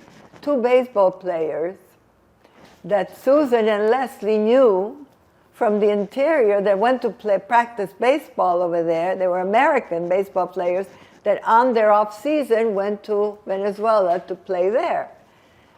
And they were my escorts on the flight, because that flight took 8 hours at that time on Pan American. And they taught me a few words in English. And when I arrived, and we went to eat right away with Eugene and Pearl, and Eugene starts to talk to me, because at that time we didn't have a common language. I forgot everything from home. He did not speak French. Pearl spoke some French from school, and we had no common language. But then he was talking to me, and I said, I came out with the word, I remember, when he was talking about somebody at home. And they thought I knew English, but I didn't. I just remembered those few words that I learned on the plane. But anyway, I spent 3 or 4 days with them. We went shopping to a girls' store. It was amazing, something brand new to me. I arrived to New York City with a pair of blue jeans and one dress. And how did you eventually learn how to speak English? Well, I went to Detroit. Eugene accompanied me to his sister. This is his half-sister, Aranca. They were very loving to each other. Aranca was this loving woman. You know, I had a lot of mothers in my life. Several. In each house, I had a mother. And she was loving. I liked the girls. Frank was very, very, how can I tell you? He was an intellectual, and he shared his stories and his knowledge. It was wonderful to hear him. And I went to school, Durfee High School, Durfee Junior High. Because I'm, 12 years old already? 12, 13. How right. caught up were you with the lessons they were teaching? I was not. But they put me in my grade, and I stayed after school for special English classes. I was probably the only foreign student at that time in Detroit. I mean, in that school. Not like now. But I learned English very quickly, because the language at home was English. The classes were in English. The television was in English. So, and I started to read in English. So all that, in a couple of months, I was fluent. In fact, they gave me the presidency of the Unity Forum of the school, which was to bring people together. I had to make a lot of speeches. They trained me to speak like that and get on stage like that. So I learned very quickly. In the meantime, Pearl and Eugene keep their love affair and get married finally. Eugene had difficulty with the immigration department. She was a paralegal working with a lawyer, and they got it straightened out because he just walked off the ship to Ellis Island. And that wasn't the right thing, but he wanted to stay in the United States because he had to flee from the communists. They took the factory, they took his apartment, they took everything. So he fled overnight. Anyway, that's another story. So they get married, and we had a great aunt living in Far Rockaway, New York, who was a lovely lady, and she said to them, Aranca has 2 daughters. You have no children. I don't know if you will have children, because my Uncle Eugene was a very high diabetic patient. But she didn't say it that way. She said, you still don't have children. Bring Judy over and adopt her. Because she had already met me. And she said, she's lovely. Judy is lovely to have. Adopt her. And sure enough, the next day, well, the same night, Eugene called, and he said, we would like to invite you to spend some time with us, Pearl and I, because Aunt Rose said that we should do it. And he knew I respected Aunt Rose. And of course, to be with him was the best. But I started to cry because I loved Aranka. And we both cried at parting because the next day he came to fetch me, to take me to New York, to Long Island, 2042 Sanford Avenue, Flushing, New York, Long Island. And I went to school there. What school? It was Flushing High. And it was very interesting. Pearl was working all day, my Uncle Eugene was working all day, and I was in school. But my job was, when I got home, to heat up the dinner. Most of the time I would burn it because it wasn't too good, but they loved it burnt. My Uncle Eugene said, "This is the best food I ever had, every night," but it was burnt. So one day I learned not to burn it. He says, "I liked the other day better." We had a lot of jokes together, a lot of fun together. One day Eugene comes home and he says, "I have this terrific offer." He was a lumberman because he managed the lumber barrel factory in Budapest that they also had beside him in Rehoboth. And he said, "I have this terrific offer for Caracas, Venezuela. So good of a contract. I don't know how to decline it." So by this time I was talking. I was not to be not heard. I said, "Why would you decline it? Venezuela is a great place. And it's lumber." He says, "Yes, these partners that put up this lumber factory, but they don't know what to do with it, and they hired an expert from Germany, but he ruined the thing, and it's not going well. They need somebody to build it up, and they think I can do it." Of course you can do it. Pearl, who had never been out of the country, didn't even own a passport. Eugene looks at her, "Pearl, what do you think?"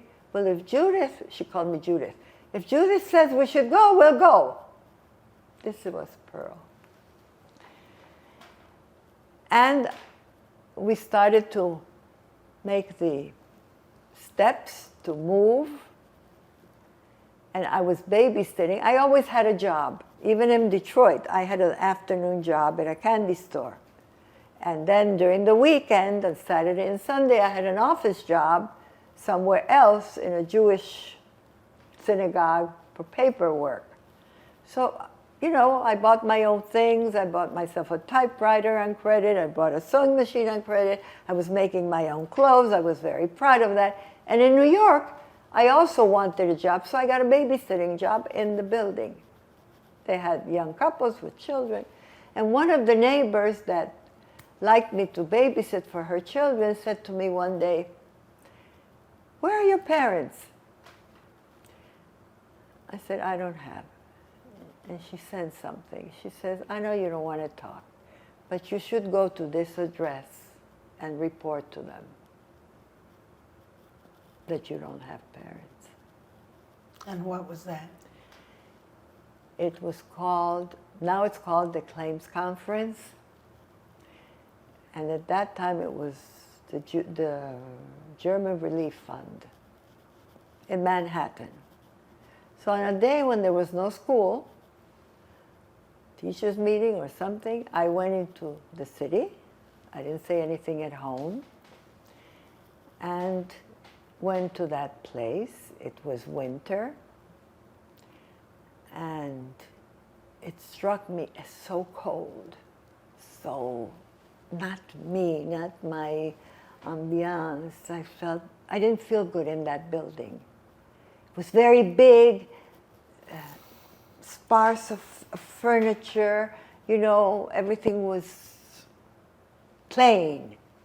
But when I walked into the big boss's office, who was, I don't know what they called him, there were portraits on the wall, big men in uniforms. I didn't like that.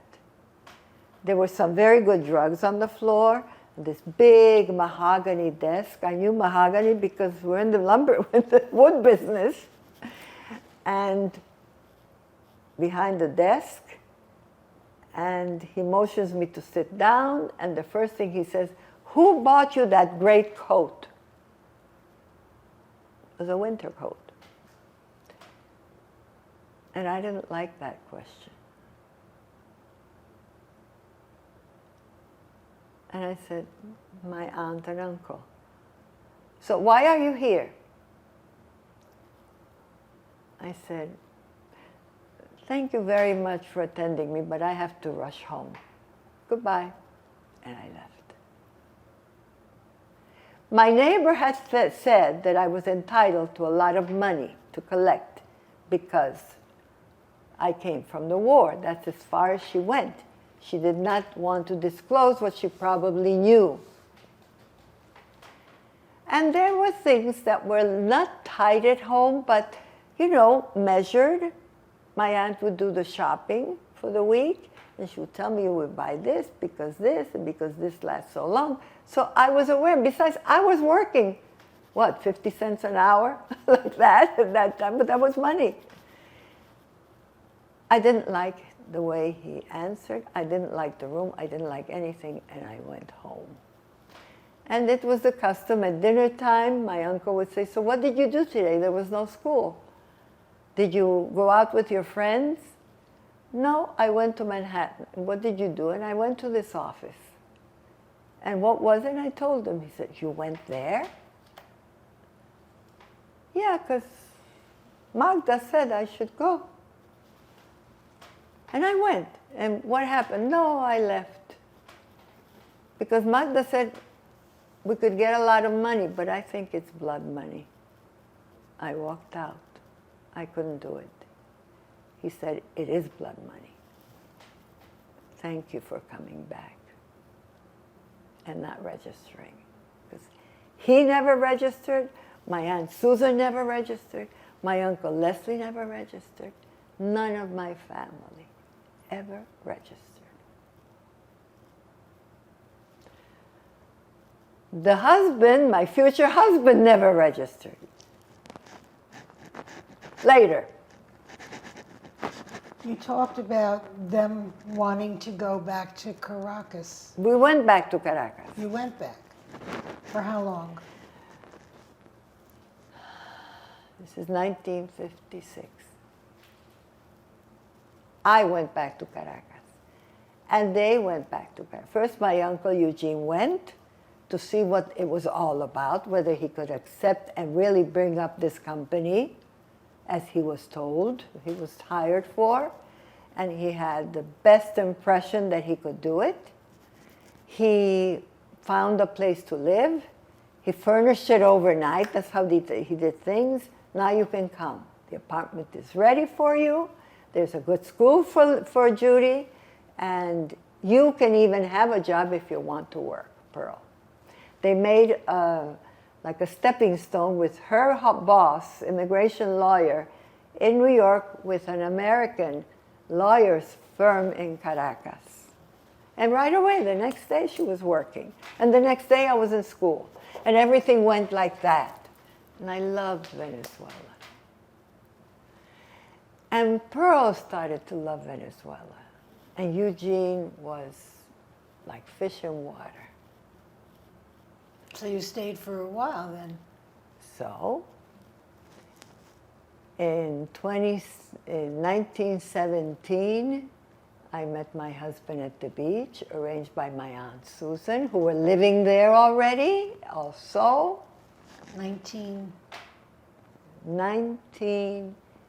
This is 1956. And when I'm 17, I meet a bunch of guys at the beach.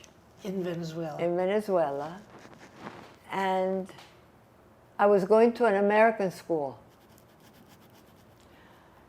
And there I had a little boyfriend, Norwegian, very nice guy, Hakim. He also only wanted me to go to Norway with him.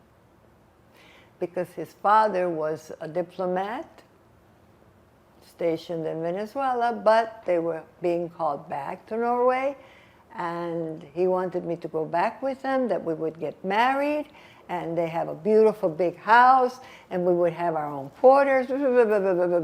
Well, I quickly broke up with him because I didn't want to go anywhere else. That was it. So at the beach, I meet all these guys, and my aunt introduces me. I didn't know she had arranged this with Leslie Rodin. And we meet, but like the others, to me it was nothing. And first of all, he was older. All these guys were 30, 31, and I'm still 17 going on 18. Actually, just 17. And we started to go out together with all this group of young men. And my Aunt Pearl one day says, you know, Judith, it is not proper for you to be out with so many guys. It doesn't look good. And I let it go. But then Leslie asked me out alone. And I didn't want to go because, no. And somehow it came into the conversation when my Aunt Susan was visiting us. And she says, why don't you want to go with this guy? He's such a nice man, and I know the family, they're wonderful people, blah, blah, blah, blah, blah. I said, you like him? You go out with him. I mean, a 17-year-old has a big mouth, right? And Pearl said, we both like him, but we're not going out with him. So he kept coming to visit. In those times, telephones were not in big style in Venezuela. If there was a phone, it was a party line or something of the sort, but he would appear every night to visit. But he would first sit down and play chess with Eugene.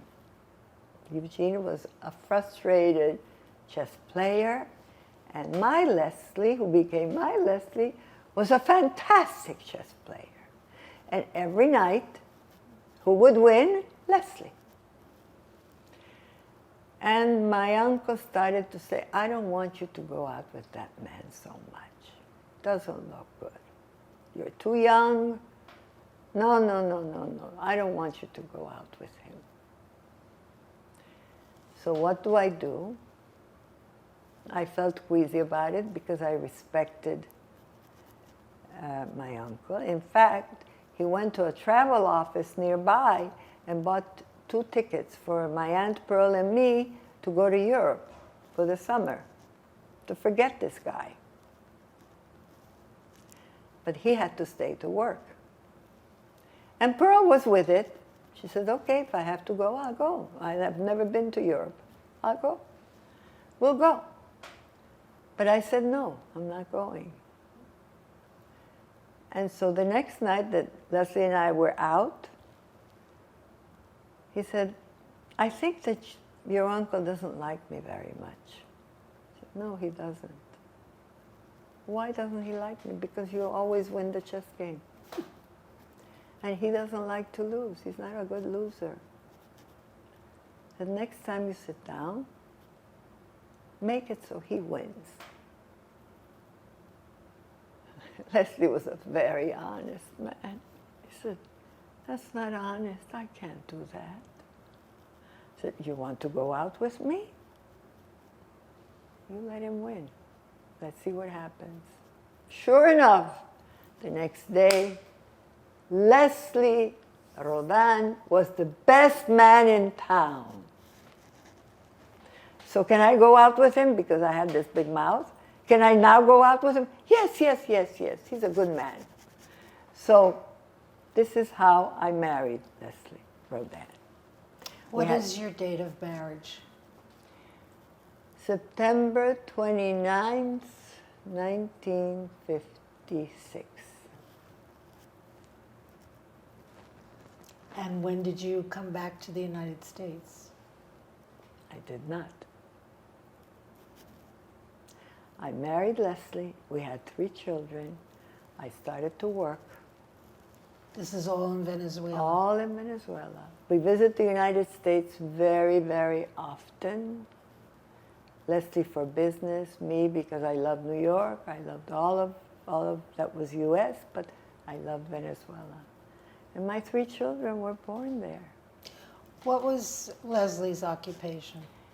My Leslie studied, they called it business school. He was an importer, food importer, big time, wholesale, like that. Later on, we built a printing factory together with his brother. He always had his brother, one of his brothers, as partners, who was a doctor, but my mother-in-law convinced Leslie to take him in as a partner because your brother is not making enough money as a doctor. And they sent him to the interior, and it's not good for him over there. He could be a businessman like you also. So all their lives, they were partners. Very nice man. Miklos was his name. You see it on the picture, one of the 3. We had a beautiful life together, my husband and I. He did have an ailment, an ankylosing spondylitis from the war. That's how I found out a little bit of his times that he slept on a railroad track, hiding always. Where was he born? He was born in Czechoslovakia, in Košice, it's the city. He didn't speak of the past except little bits here and there until his brother wrote a book, so I found out a little more about him. But he didn't speak much at all. There was 4 brothers in the beginning. My mother-in-law became a widow very young, and she raised the 4 boys on her own with a very rich family, but she was not rich. She worked hard. She did have a store. They sold clothes and all kinds of things on Main Street. It was very well known, handled by her with her kindness and her outgoing to people. And the 4th brother passed in the war, but the 3 remained, thank God. How did he survive? By hiding. By hiding. And tell me about your children. You said you had 3 children in Venezuela. I have the most wonderful children and the best meld in the world because they're all so different. My son Ronaldo, my firstborn, is this great guy. He excels in sports, brilliant. He's into new things, into science.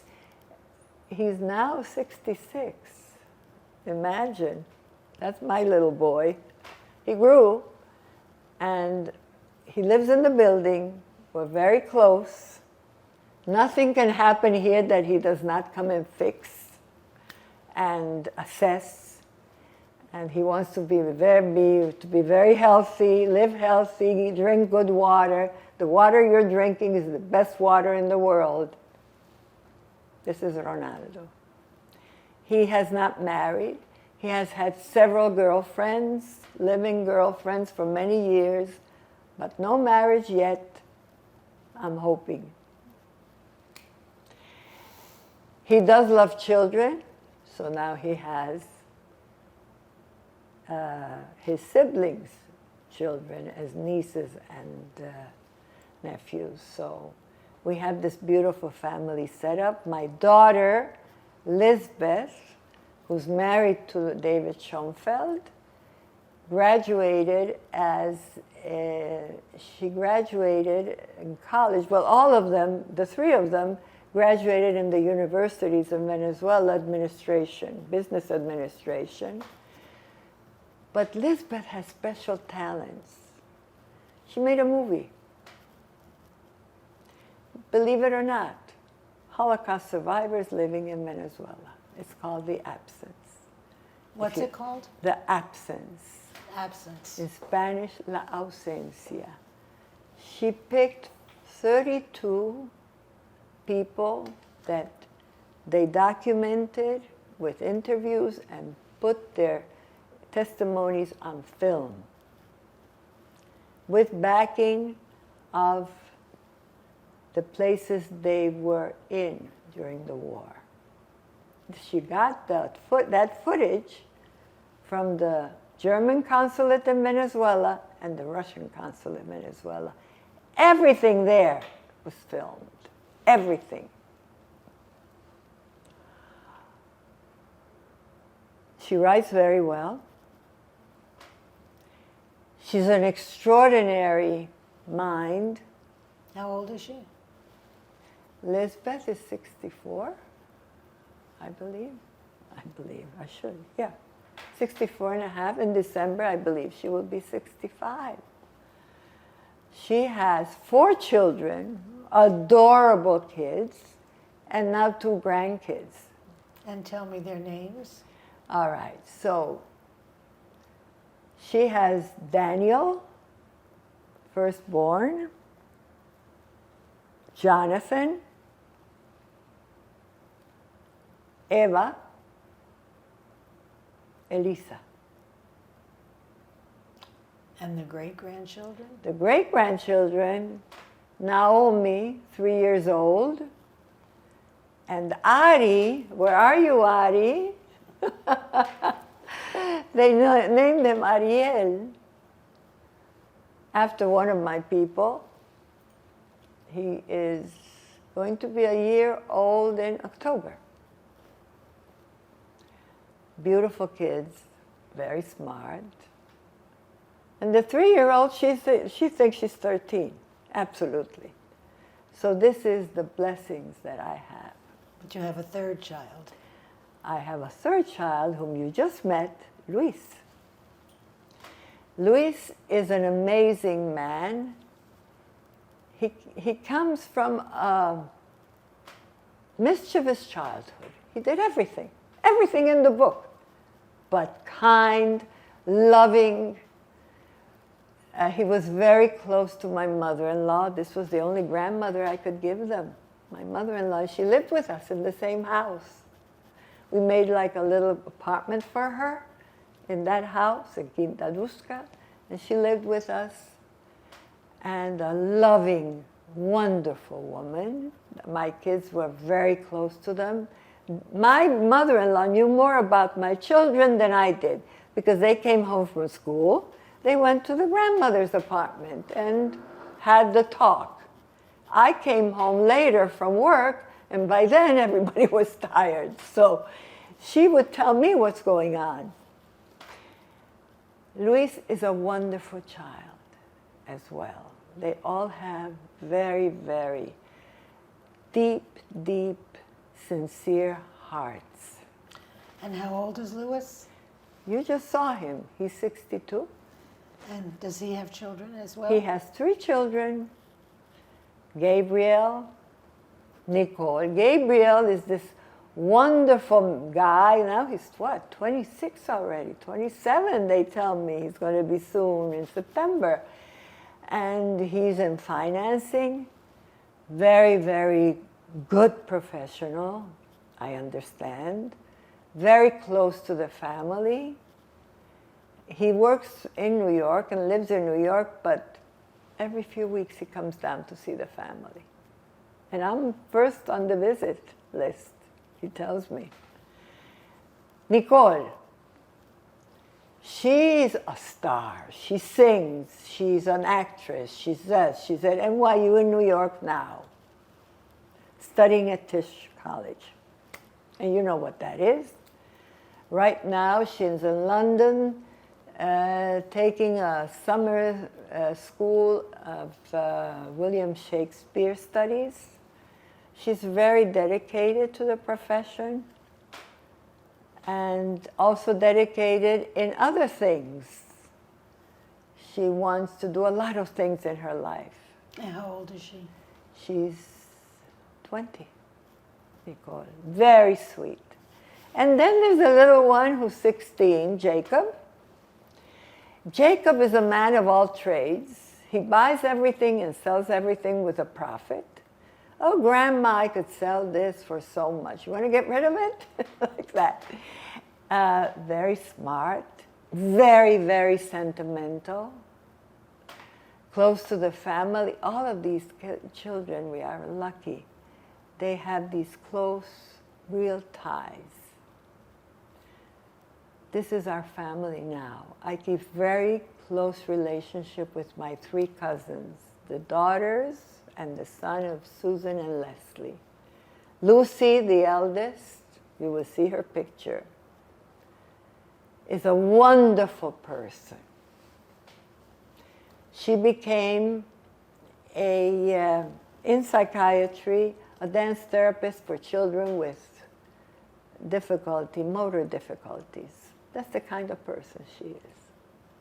We speak every night on the phone. Last night we were on the phone for 2 hours. This is why I am how I am today. Lou, the oldest boy, this is the boy I carried in Venezuela because he was born in Venezuela. All of them were, all those 3. But Louis was the first child, and he was a malnutrition child. It did a lot for the pediatrician, who became very close to our family, to keep him alive. My Aunt Susan and my Uncle Leslie's mother, that took care of him, revived him with every crisis that he had. And who was this one? This is Luis Ganda, Lou Ganda. Luisito. Very sweet man. He's 76 years old now. He's became a very big guy in his field and whatever he did, and very close to us. This is Lou, Lucy, and there's Lorena, the youngest. She's the same age practically as my son Ronald. So my Aunt Susan and I were pregnant at the same time. This is the family. And how much additional schooling were you able to obtain after your marriage? Okay, this was the problem. I was going to Colegio Americano in Caracas, doing very well over there. The last year of school, beginning the last year of school, senior, I had this little boyfriend, Hakim. And my husband, and Leslie and I were going out also. And he didn't like the fact that I was a schoolgirl, because he was already 30, 31 years old. I didn't understand or realize he wanted to marry me. And he didn't like the fact that I was going to school and given rides by my schoolmates or this Hakim on his motorcycle coming back from school. He said, I will go and pick you up in school and bring you home. I said, you in a car in my school? No! I would be the laughingstock of the school. Nobody does that. Well, I don't like it. It hurts me. And then all of a sudden, he voiced to me that I had to make a choice, either school or him. Guess what I chose? Him. With a deep, deep concern, because I was not finished in high school. So I went to see the school principal, Dr.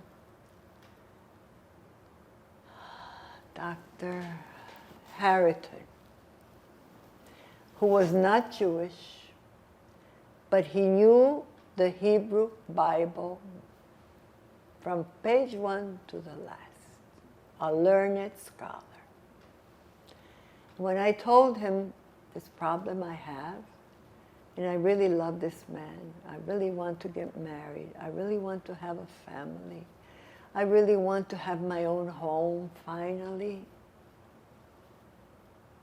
what do I do? This man doesn't want me to stay in school, and I don't want to lose him. He says, you follow your heart. And actually, he said, from all the students in here, you're probably the most mature, most knowledgeable of them all because of your background. And I said, what do you know of my background? I got scared because I didn't want people to know. I felt lesser if they knew. Do you know the feeling? I wanted to conceal my identity lest I would be less than everybody else. I just wanted to be like everybody else. So I said, how do you know? He said, because you emanate knowledge and intelligence. You don't need that last year of high school. And someday you might go back to a profession because you're prepared for it. So at age 52, after the kids were graduated and on their own practically working, I went back to school because my dream was to study philosophy. And they told me, that's not for anybody. You'll never make a living out of philosophy. Maybe you'll become a teacher. Nobody hires a philosophy teacher either. Learn a different trade, learn a different profession. But my love for philosophy was from day on. I loved to read about the philosophers. Because we did have a philosophy class with this doctor, with this principal. And he presented it so beautifully. So at age 52, I went back to night school. What happened was very difficult because I worked during the day and went to school at night. Actually, it was just 4 days a week, Monday through Thursday. But I got home very late, 11:30, 12 o'clock, and then it was time to study and look over the household issues because that was also my responsibility, even though I had help. Thank God, good help. But still, and I felt that my husband was not too happy about it. So I finished philosophy 5 years. One of our teachers said, I'm putting together a non-pensumed study of Latin American philosophy. It's not in the books, but I have recompiled a lot of information. Would anybody be interested? Whose hand goes up first? Mine. But how do I do this at home? So I had two choices there. After that 5 years of philosophy, I had a lot of credits to study law in Venezuela because a lot of those credits were valid. And they told me, yes, they are. They confirmed. But I was really interested in the other one. So I enrolled for the next 2 years because I consulted with Leslie, my husband. I said, look, I have this choice. I really love the studying end of it. And you see, I can do it. Nothing is missing here. You're okay, thank God. We have the weekends together. We worked in the same company. So we were really together.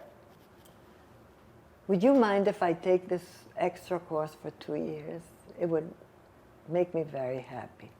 Or take the law course, which they figured out with credits, it would be 4 years. Not 5, usual, but because I had the credits, 4 years. He said, take the shorter one. So that was very, very good for me. What did I do after or during? After I graduated, I was 54 years old. I started to look into the alternative medicines, alternative treatments. I became a therapist in psychoanalytic immunology, and any other course that was given, I would go on the weekends with Leslie. He was also very interested. I learned about a great deal of these holistic alternatives. I did feel that if there's a real illness, you have to take your traditional medication. But it could be in conjunction with alternatives, and they help. One helps the other. So I created with two friends of mine, and we together, one is a doctor, also very much interested in all this, and the other is also a pediatrician, but very much into psychoneuroimmunology and everything that goes with it. So we created a center for poor people. And our group brought into 14 therapists, trained in the same manner. Some were professionals, but we did not do medicine there. We just catered to poor people. They did not have to pay. We gave out the Bach drops to help their emotional issues. The poor people in Venezuela were very kind and very nice. None of them will tell you at that time that they were poor. They would just say, I don't have this right now. And they were very much into alternatives and helping themselves and helping others. We did hand therapy, but we stopped doing that because we realized that third eye treatment is better and you don't have to touch. So all this I did from 1954 until 2000 something, a long time. First we started small and we grew and grew and grew until we had over 100 people in the room. But then we had the difficulties of the space because it was done in my office and the building didn't like all these people roaming around. So we had to keep moving. But in the end, it was all beautiful. And tell me, how many years were you married? 43. And your husband? He passed at the age of 76. When was that? In the year 2000. And when did you come to live in the United States? I did not come until 2017. My kids came in the year 2000 after their father passed and the situation in Venezuela became really unbearable. But I stayed and worked. I liked Venezuela. I wanted to stay there. Even though I realized in the back of my mind it was not the right thing. But I came 4 or 5 times a year. First to visit my aunt and uncle. My aunt was ill. So I came 4 or 5 times to visit them and to visit the children here. Finally, in 2017, I realized that I came for Passover with a carry-on suitcase. I realized I couldn't go back. The shooting on the streets was unbearable. There was no law, and I had to give up my work. I had to give up something that really, really troubled me, the therapies. People were used to coming every week. And it was a tough decision. And I thought I would be able to go back, but I didn't. Because it's not really inviting, even now. So I've been here 7 years. And here I became really Jewish. Even though in Venezuela, after my husband passed, on Saturdays I would go to the synagogue because my boys were going every morning and every night to say Kaddish for their father. And one day they dropped off.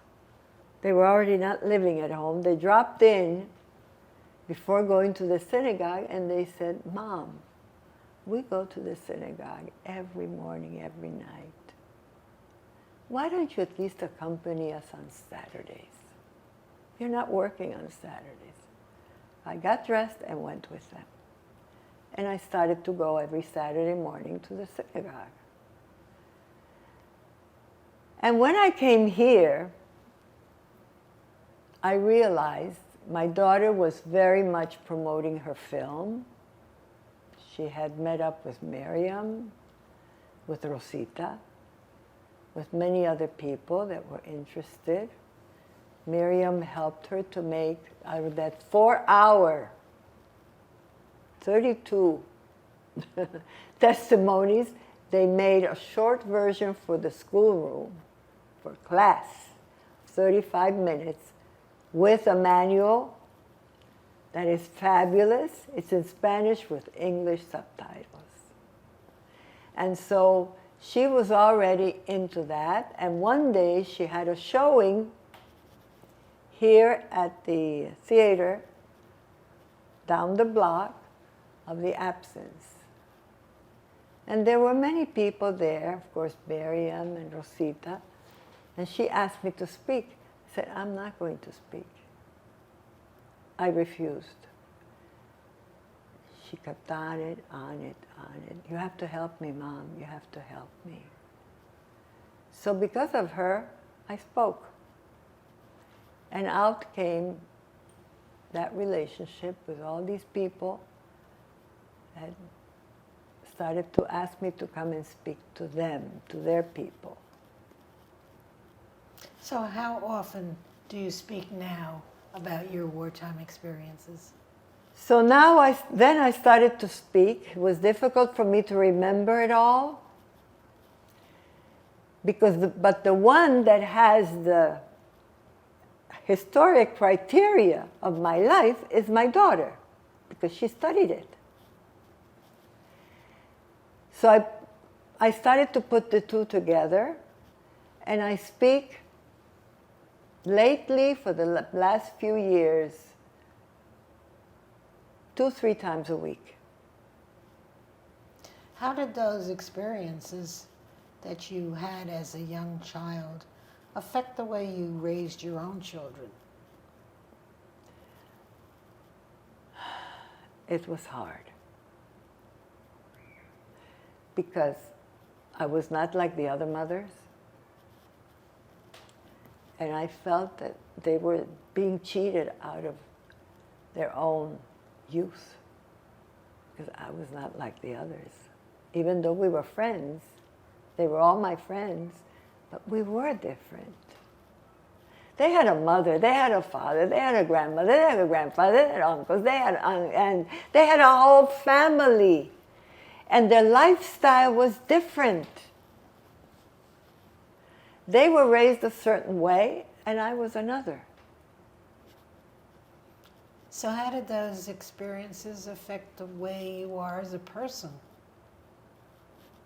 I started to understand that this is my way of life. What I wanted to do was give gratitude and be as giving as I possibly could to others, because I felt I received so much. Even though wherever I was not a wealthy family with, they were all some very poor, others poor. But I received a lot of love, attention, care, education, knowledge. So in gratitude, even in school, in that Jewish school, I received a little allowance from the Reutmans, and I would buy up candies, because to me candy was still a big deal. And I would make up a little tray with those colored papers, make it pretty, and bring the candies to the grades lower than mine, to the little kids, because to me, a little child appreciates it more. And things like that, whatever I had, I shared. Because these people were so good to me. They taught me.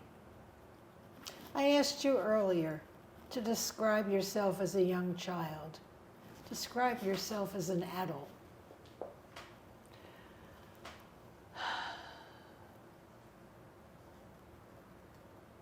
I had ambition, but not personal ambition. I didn't want to be the boss in the family. I wanted my husband to be the boss. But yet I had to be the stern one, the disciplinarian, because my husband he was also raised in a disciplinary fashion from his widowed mom, but not enough. Not enough. And so I was the real disciplinarian, like in the convent, you know? You did this, you get punished. I didn't like myself that way, but I felt I had to do it. Of course, I wouldn't put them on the stones, kneeled, but sometimes there was a little slap here and there. Why'd you do that? Fresh, but I didn't want to do it, and I felt bad afterwards.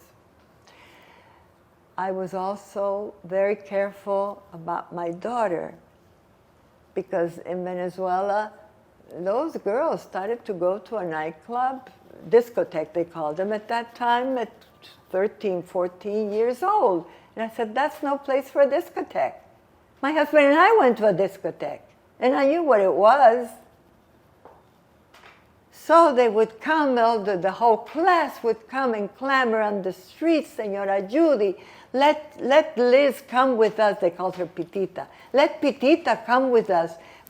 Our parents are going. And I wouldn't allow it. And consequently, the whole night, my daughter and I were crying because I didn't let her go, and she was angry at me for that. So this is my adult life until I learned much later to let loose a little bit. I tried very hard, whatever they were doing, I tried very hard to be a support person in whatever endeavor they were handling. Sometimes I realized it was too much or not the right thing for them, but I tried to keep it under control until they found out if they had to change. But I certainly tried my very best to be an asset to them, to be an asset to my husband. I didn't feel empowered at any time, even with this center that we handled, they called it Judy. No, it's not Judy. It's everybody. It's your center. You know, I was bashful about the situation.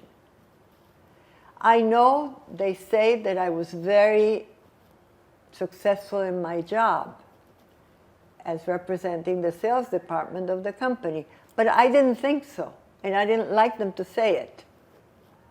But I kept my numbers up privately every day, like I do now, privately every day. What did I do today? Was this good enough for the family? Was it not for the whatever, the estate I was handling? Because it's in me not to boast about it. I was embarrassed about it. And I was also embarrassed by the wellness that our work, my husband and I, produced. So all the workers in the factory, 360 of them at one time, were my friends. And when we did the first course of TM, Transcendental Meditation in Caracas, I convinced my husband to do it for the workers as well. Because I did it, my children did it, and I want to share this with you. It cost a lot of money for the 300 workers, because they were willing to do it. Venezuelans are up to anything if you pay them extra. But my husband paid them extra because he also did the course and he liked it. So with everything it was like that. We had 14 therapists. We paid for all the courses so that our treatments would be equal, so that everyone would get the same treatment. My adult life, you see how I am. Right now, I'm very simplistic in my ways. I probably was all the time, but it was time to get dressed. I got dressed.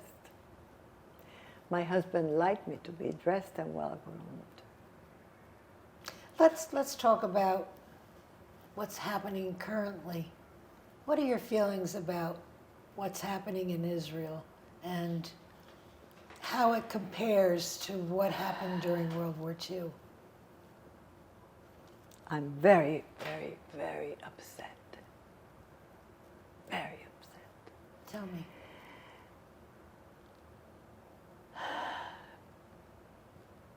This is really something that should not happen. Not only not to the Jews, not to anybody in the world. And this is something the world does not understand. For the first time, I feel separated from the rest of the world as a Jew. Because even my Jewish friends don't feel the same way I feel.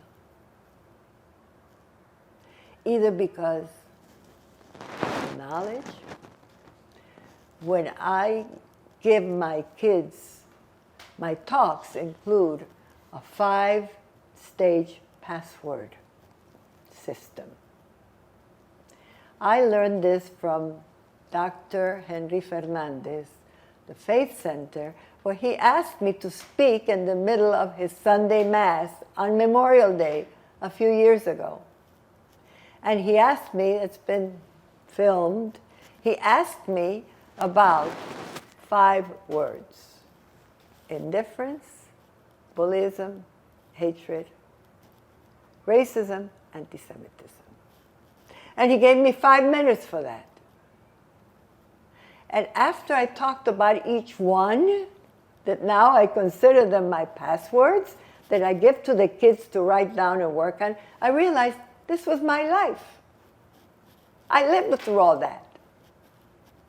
All of it. So all this that's going on in the world today, that even my Jewish friends are poor people, the poor Palestinians, they're being killed, these children, these civilians. I said, I feel the same way as you. They're human beings. But they are being part of this Hamas and all this terrorist group by siding with them. And unfortunately, they are the human shields. Yes, they are poor. I feel sorry for them. But what about all the people that were eliminated in that terrible manner on October the 7th? And what about our soldiers? What about our kids? 20-year-olds. Most of them are 20, 21 years old. Do they deserve this? What do you think we can do to curtail all this anti-Semitism and hatred? I have a theory for the past couple of years I have used that it says it's all about education, education, education with love. But it's not working because we're way behind.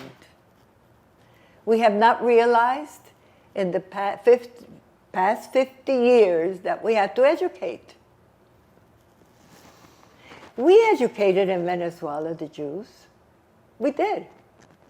Especially the people that came in after the Shoah, after the Holocaust. By the way, it was not called the Holocaust. In my time, it was called the Second World War. Now I understand it's the unnecessary war. Churchill, Winston Churchill, that sold the idea to President Roosevelt. The day before yesterday, I hear 3 of the offspring, grandchildren or great-grandchildren of Theodore Roosevelt are in the anti-Semitic movement big time. Does that make sense? No. So how do I feel about it? Oh, what can we do about it? What can we do about it? We had an unusually raucous group because I chose to speak to non-Jews. I told them, send them to the non-Jewish public schools. I want the poor children. I want the black children. I want the children that have never seen a Jew. That's what I want to speak to. And I want to speak to the Catholics because I know about it. I know how it feels, and I know what it is. And I know the difference. There's no difference. I want to tell them and prove to them that there is not. This is what I want. But one day, I'm given a Jewish group, high schoolers, that look great, beautiful kids, gorgeous girls, big guys, the most unruly group you can imagine. It was difficult. Some of the second generation, because now we don't have enough first survivors, so second generations come in to talk as well, because we have smaller groups. Some of them walked out, they couldn't take it. But I took it, and I understood them. They're bored. They're getting graduated the next day. They don't want to spend time here. They know all about this because they're Jewish. And if they don't know it, they don't want to know. They don't want to know. So I talk to them about other things. They're not even interested in the war now. When I ask them, what do you know about what's going on in the Middle East? What? Nothing. Like that. Well, when they asked me to speak to the whole group that were 75, and they asked me to speak to them, how do I quiet them down? So, I have homework for you. Even though you're graduating tomorrow, I have work for you for the summer. And you're not going to get paid. Well, they roared with laughter because now they're relaxed. The whole thing is finished. And I'm the last one to speak. I want you to this summer, get yourself, each one of you, one person that is either black, Chinese, or anything different from you, and make him a friend at the end of the summer. And that's when you graduate. Right now you're not graduated. Now you have the knowledge, but you don't know how to put it to use. And if you do that, and you have it multiplied by others, then you will have graduated, and maybe in a couple of years of that, we'll have worked on anti-Semitism, worked on it, because it's age old. Big clap. And I walked away. At the end, the big guys that were raucous came and hugged me. What a crazy old lady. And so I realized something got to them. Whether it's right or wrong, I have not taken a professional school on this. I should, but this is my intuition. We have to get it together. Look, in Venezuela, we were all friends. My kids were friends with everybody. Good friends. They would even be as good friends as they would drop in for dinner every night or every other night. Hay bastante comida. Is there enough food? Sure, sit down. So this is what we have to do. And of course, our governments have to work on it big time. Big time. Are there any parts of your life story that we haven't covered that you'd like to include at this time that I may not have touched on? My concern, yes, is racism and anti-Semitism, which to me is one and the same. And this is what I talk about in my 5 passwords. It's one and the same. There was a civil war here. 1,049,000 people were killed, amongst them 187,000 Jewish soldiers from both sides. So we're part of this country, even though it's less than 2%. What to do on the campuses? Educate. First, education I learned in the convent has to be with sternness. disciplined sternness. You cannot let a tiny little issue go under the rug. Treat it as it is. Solve it. Which leads us into my last question. What message would you like to leave for your children in particular and for all those generations to come afterward, including your own family? I feel truly that my children are on the right track because of their upbringing and their character. I see a good follow-up of their father and my thoughts and characters. They're good to everybody, and they're helpful. I feel that the grandchildren, some of them were born in Venezuela, they're Latins, but they have become Americans. They have to work on this as well. And they are. And they are, surprisingly. Now, the little ones, the great-grandchildren, the two of them are in a very Jewish school. And I imagine they will follow up being in a very Jewish school throughout. Perfect. But where does the relationship with others work out? We had that in Venezuela. My kids had that in Venezuela. Because all the universities were mixed. And the life at home was mixed. And the neighbors were mixed. So this is something we have to work on. Because it's generational. It's not going to be solved now. It's not going to be solved in 2 or 3 generations. Who knows when, but we still have to work on it. Just like our predecessors. Theodor Herzl worked on Zionism.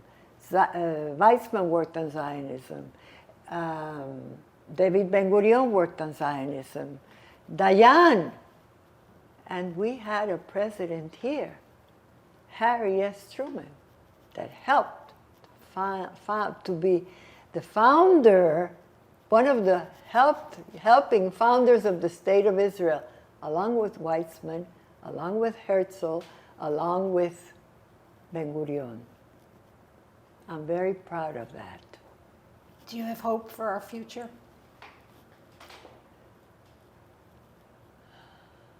This is not the end. It's not the end. It's raucous, but it's not the end. That's my hope.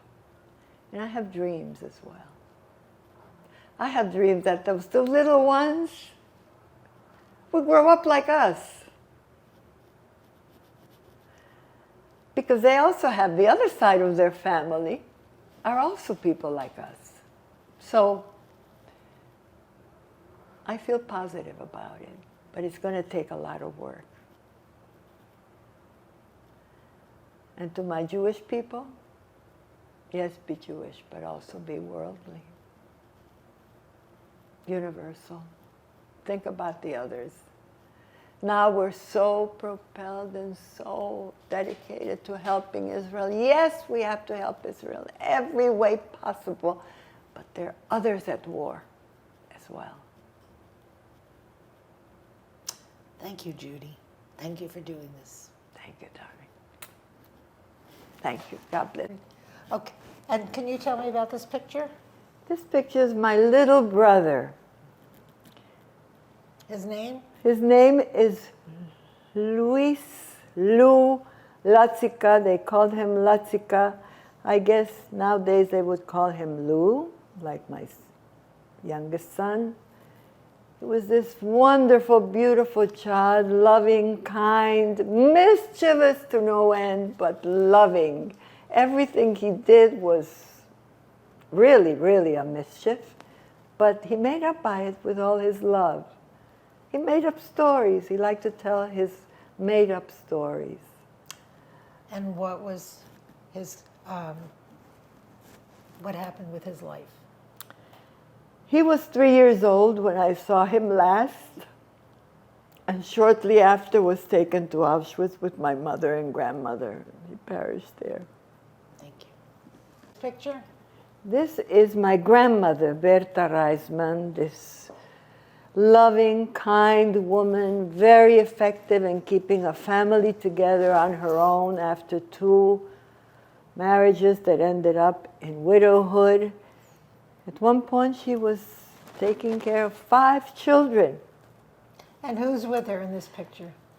With her is my Uncle Eugene, this very good-looking guy. He was only 15 or 16 at that time that I could tell, but he was very, very handsome. All the women fell for him.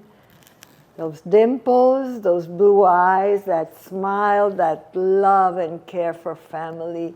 Very much in love with his mom, that he took care of her, respected her, because she was a widow. Actually, he was only about 16 when he lost his father. So he felt also responsible for the family. Thank you. This picture? This picture is my mother and father. My mother, Elizabeth Stark, married to Lebowitz. Ludwig Lebowitz, which would be for us Leslie. They called him Latzi. And about when was this picture taken? This must have been taken, I guess, before he left for the war, before he was drafted. My mother was a pianist. She took her music very seriously and entertained to no end. And my father was an agronomist engineer that he studied at La Sorbonne in Paris.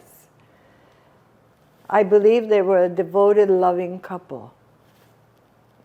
Thank you. Picture? This picture is my father, his younger years, I believe before they married, and my mother also before she married. My mother was a very talented woman in everything she did.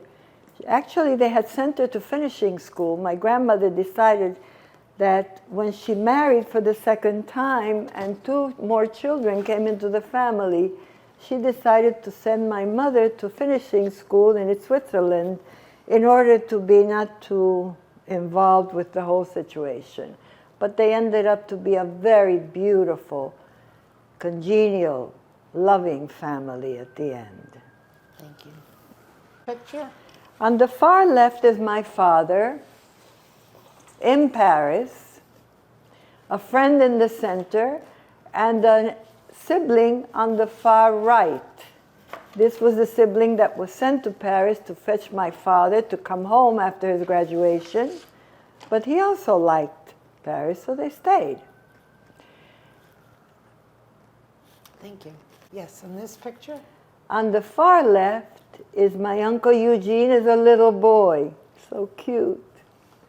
Then my mother is a young lady, my grandmother, and Eugene is, Juji, my Aunt Susan on the far right. The people in the back are family, but I don't know who they are. I'm sorry. Thank you. Picture? On the far left is my husband, who were already married, had the children. This is at a family affair in Caracas. In the middle is his brother, Miklos, who, by the way, was a doctor. He graduated in Czechoslovakia, in Prague, I believe. And the right hand is Emery Rodin, the 3rd brother. There was a 4th brother that perished in the war. Thank you. And this picture? My Uncle Eugene. Judy, I believe I was 9 years old just before I left Budapest to go to Paris, and from then on to Le Havre, and from Le Havre to Venezuela. My Uncle Eugene told me once that we have a very sad picture. He considered this a sad picture, which I only got afterwards. I didn't know what he was talking about. I said, why were you sad? Because you left me, he said. It was so sweet. Thank you. Sure. My Aunt Susan and my Uncle Leslie. And when was this picture taken? This was taken in Los Angeles, must have been in the 1980s. That gown she's wearing was made in Caracas. We had a deal. we designed the clothes over the telephone for her. She was in LA, I was in Caracas. We had these fabulous designers and dressmakers in Venezuela. They followed our instructions. And we designed these things on the phone. We spoke on the phone every day at 5 o'clock. And we designed these beautiful outfits for her. Thank you. She was a nice dresser and a beautiful woman, and very important and great in my life. And this picture? These are my 3 cousins from Susan and Leslie. Lou, my first beautiful baby, I danced the salsa with him when he was 2 years old, in my arms in Caracas. That's where he was born. He grew up to be a wonderful, wonderful, perfect man, loving and kind. Lucy is my night person every night on the phone from Los Angeles. And Lorena, the youngest, beautiful, beautiful, wonderful, close relations. Thank you. And this document? This one, I don't know what it is. On the top? Marriage certificate of probably my mother and father, is it? Who can tell? No, I can't read it, so I don't know. We don't.